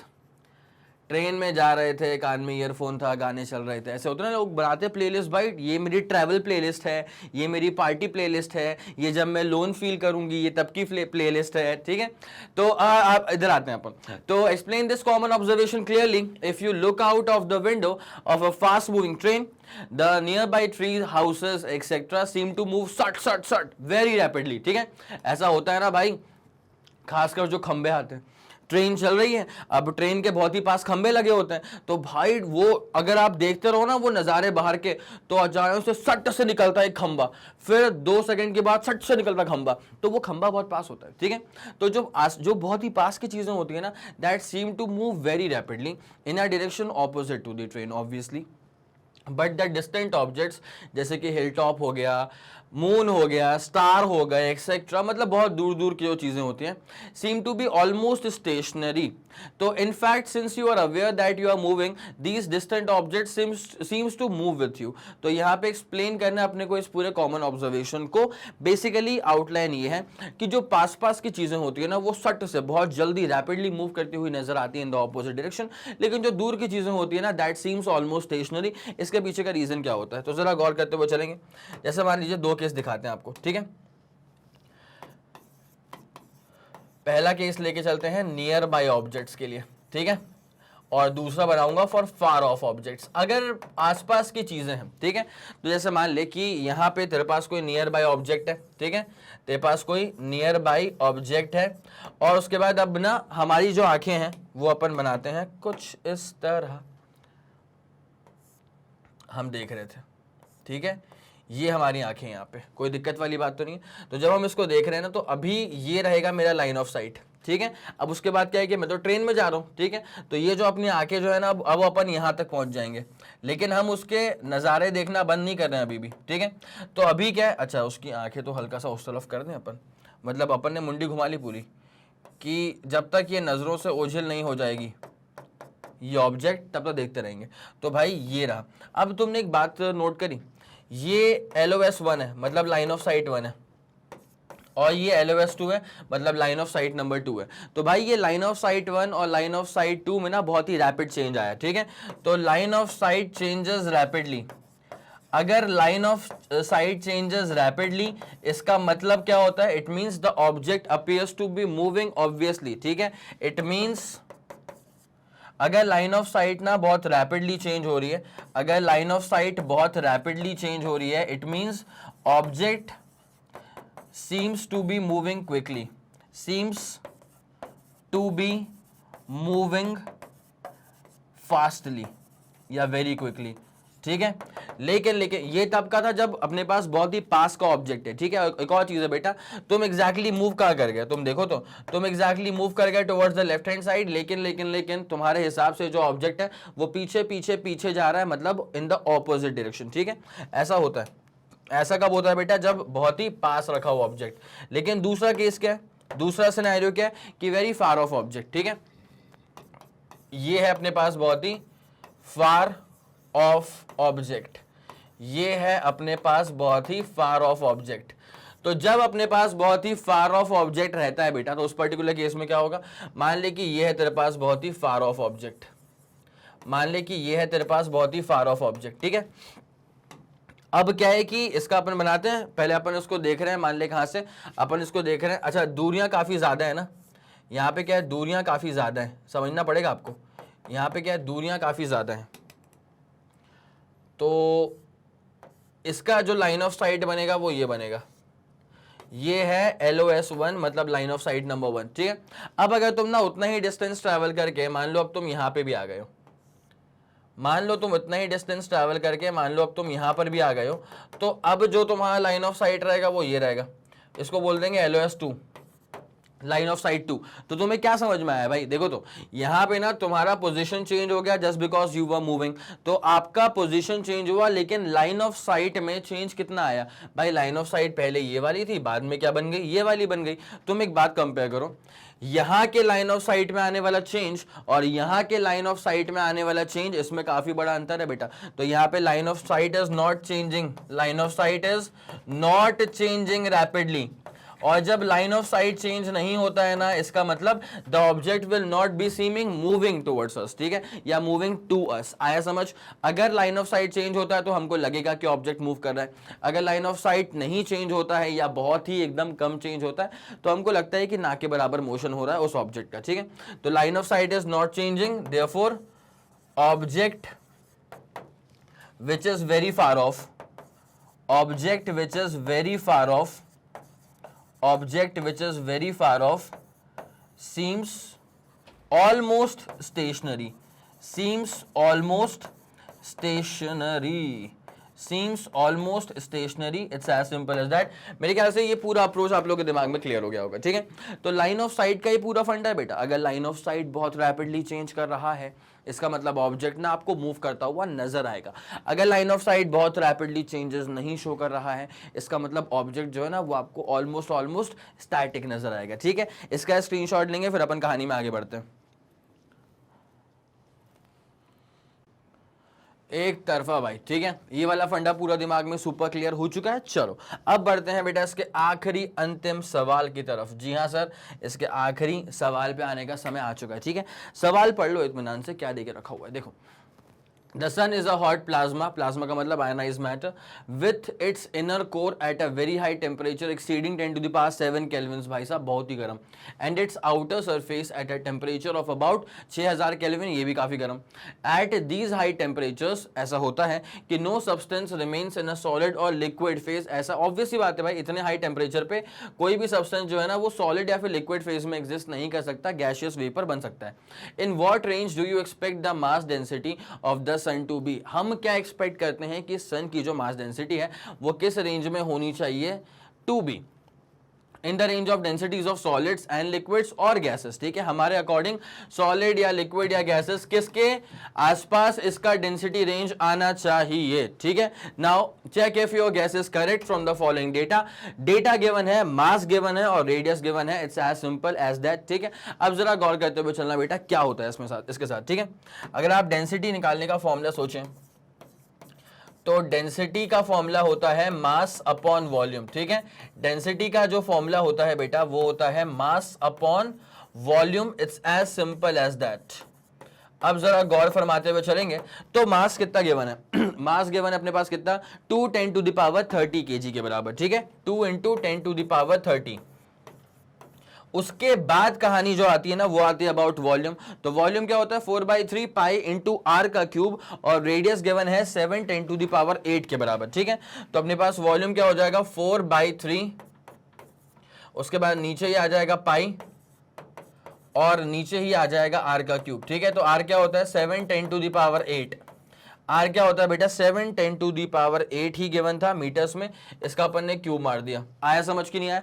तो डेंसिटी को आप जैसे फर्दर सॉल्व इन करेंगे ना तो इसको सॉल्व करने के बाद आपका जो अप्रोक्सीमेटली आंसर आना चाहिए वो आना चाहिए 1392 obviously kilogram per metre cube में। अगर मैं इसको सॉल्व आउट करूं और फर्दर तो ये 1400 के आसपास आएगा अप्रोक्सीमेटली, ठीक है। तो डेंसिटी इज अप्रोक्सीमेटली 1400, मतलब 1.4 10⁻³ लिख दूं क्या मैं, स्टैंडर्ड लिखने का तरीका, ठीक है, किलोग्राम पर मीटर क्यूब। और ये जो डेंसिटी आ रही है ना, ये जो रेंज है डेंसिटी का, वो सॉलिड और लिक्विड में ही हो सकता है, ये गैसेस की तरफ नहीं जा सकता। आया समझ? तो ये जो अपने पास डेंसिटी का रेंज आया है, ये आ गया है ओनली फॉर सॉलिड और लिक्विड, इसी के रेंज में आएगा, उसके बियॉन्ड नहीं जाएगा। पहली बात तो ये हो गई। उसके बाद और कुछ निकालना था क्या? ओके, ये इतनी सी बात थी, ठीक है। अब जरा एक बात गौर कर लेना कि इतनी ज्यादा हाई डेंसिटी होने के पीछे का रीजन क्या है। इसका रीजन ये है बेटा कि सन का जो इनर कोर है, जो सन के जो इनर लेयर्स हैं, वो आउटर लेयर्स की तरफ बहुत ही शानदार ग्रेविटेशनल पुल लगा रहे हैं, जिसकी वजह से डेंसिटी बहुत ज्यादा बढ़ जाती है, ठीक है। तो अपन लिख देते हैं कि द इनवर्ड्स या the inner layers of the sun, the inner layers of the sun is exerting very high gravitational force, is exerting very high gravitational force, is exerting very high gravitational force on the outer layers, is exerting very high gravitational force on the outer layers, और इसी की वजह से इतनी ज्यादा density बन रही है, ठीक है। Because of which the density becomes high, because of which the density becomes large. और इसका रेंज क्या आ जाएगा बेटा? सॉलिड एंड लिक्विड की रेंज में आएगा, ठीक है, but not in gases. It's as simple as that. तो जल्दी आप इसका स्क्रीनशॉट लेंगे और ये आपका आखिरी क्वेश्चन जो है वो हो चुका है बहुत ही प्यार से समाप्त, ठीक है। 3 2 1 रेडी गो, done. Okay, done done done, clear clear clear, ठीक है। ओके, तो भैया ये क्वेश्चन नंबर 17 भी पूरा क्लियर हो गया। हर क्वेश्चन को मैंने स्वयं आपके लिए बहुत ही प्यार से सॉल्व करवाया है, हर एक चीज को सुपर एक्सप्लेन कर दिया, ठीक है। मैंने वीडियो के स्टार्टिंग में ही कहा था कि अगर आपका एनसीईआरटी सॉल्यूशंस बहुत तगड़ा चल रहा है, अगर आपने फिजिक्स में खासतौर से क्लास 11th और 12th में अगर आपने एनसीईआरटी को बहुत ही प्यार से लगा के रखा हुआ है, बहुत ही हर एक क्वेश्चन को डिटेल में सॉल्व करके रखा हुआ है, समझते हुए चल रहे थे, तो इसका मतलब ये है कि आप दौड़ में काफी लोगों से बहुत आगे निकल चुके हो। आया समझ? और अगर आगे बने रहना है, अगर सबसे आगे बने रहना है, हेल्दी कंपटीशन है, अगर सबसे आगे बने रहना है तो एक बात पे और ध्यान दे दो बेटा, रिवीजन को मत छोड़ना, ठीक है। जितना हो सके उतना रिवाइज करो, प्रॉपर टाइम निकाल रिवीजन के लिए। ये तो ऐसा बिल्कुल नहीं होना चाहिए कि सर हमने वीडियो पूरा देख लिया, एक बार में सिंगल शॉट में रिवीजन पूरा हो चुका है, उसके बाद रिवाइज नहीं करा। भाई ये बात नहीं मानूंगा मैं, मल्टीपल टाइम्स रिवीजन लगाने पड़ेंगे। और समय का रोना हम नहीं रो सकते कि सर समय नहीं है। बेटा जितना भी टाइम है तुमको उसमें से निकालना पड़ेगा, ठीक है। That is the basic fight. Okay, clear है इतना पूरा फंडा? चलिए, तो अपने तरफ से ये पूरा खत्म हो चुका है। अगर आपको लगता है कि इस वीडियो ने आपकी हेल्प करी, अगर एनसीईआरटी सॉल्यूशंस आपको बहुत ही बेहतरीन तरह से समझ में आ गए, अगर आपकी हेल्प हुई है ना, तो इस वीडियो को लाइक कर दीजिएगा, ठीक है। इसको शेयर कर दीजिए अपने दोस्तों के साथ, ताकि वो भी इस वीडियो को देख सकें और उनका भी भला हो जाए। कोई दिक्कत वाली बात तो नहीं है, ठीक है। तो क्लास करते हैं हम यहीं पे खत्म। अब जैसे कि आप लोग जानते हैं बेटा कि मैग्नेट ब्रेन जो प्रोवाइड करता है वो है English medium as well as Hindi medium वाली classes with entire full complete syllabus coverage. फिर सीबीएसई बोर्ड, दिल्ली बोर्ड है, बिहार बोर्ड है, यूपी बोर्ड है, एमपी बोर्ड है, राजस्थान बोर्ड है, वैदिक मैथ्स, क्रैश कोर्स और स्पोकन इंग्लिश। इसके अलावा अगर आपको कोई भी इंफॉर्मेशन चाहिए तो आप मैग्नेट ब्रेन्स के ऑफिशियल वेबसाइट पर विजिट कर सकते हैं। Thank you so much.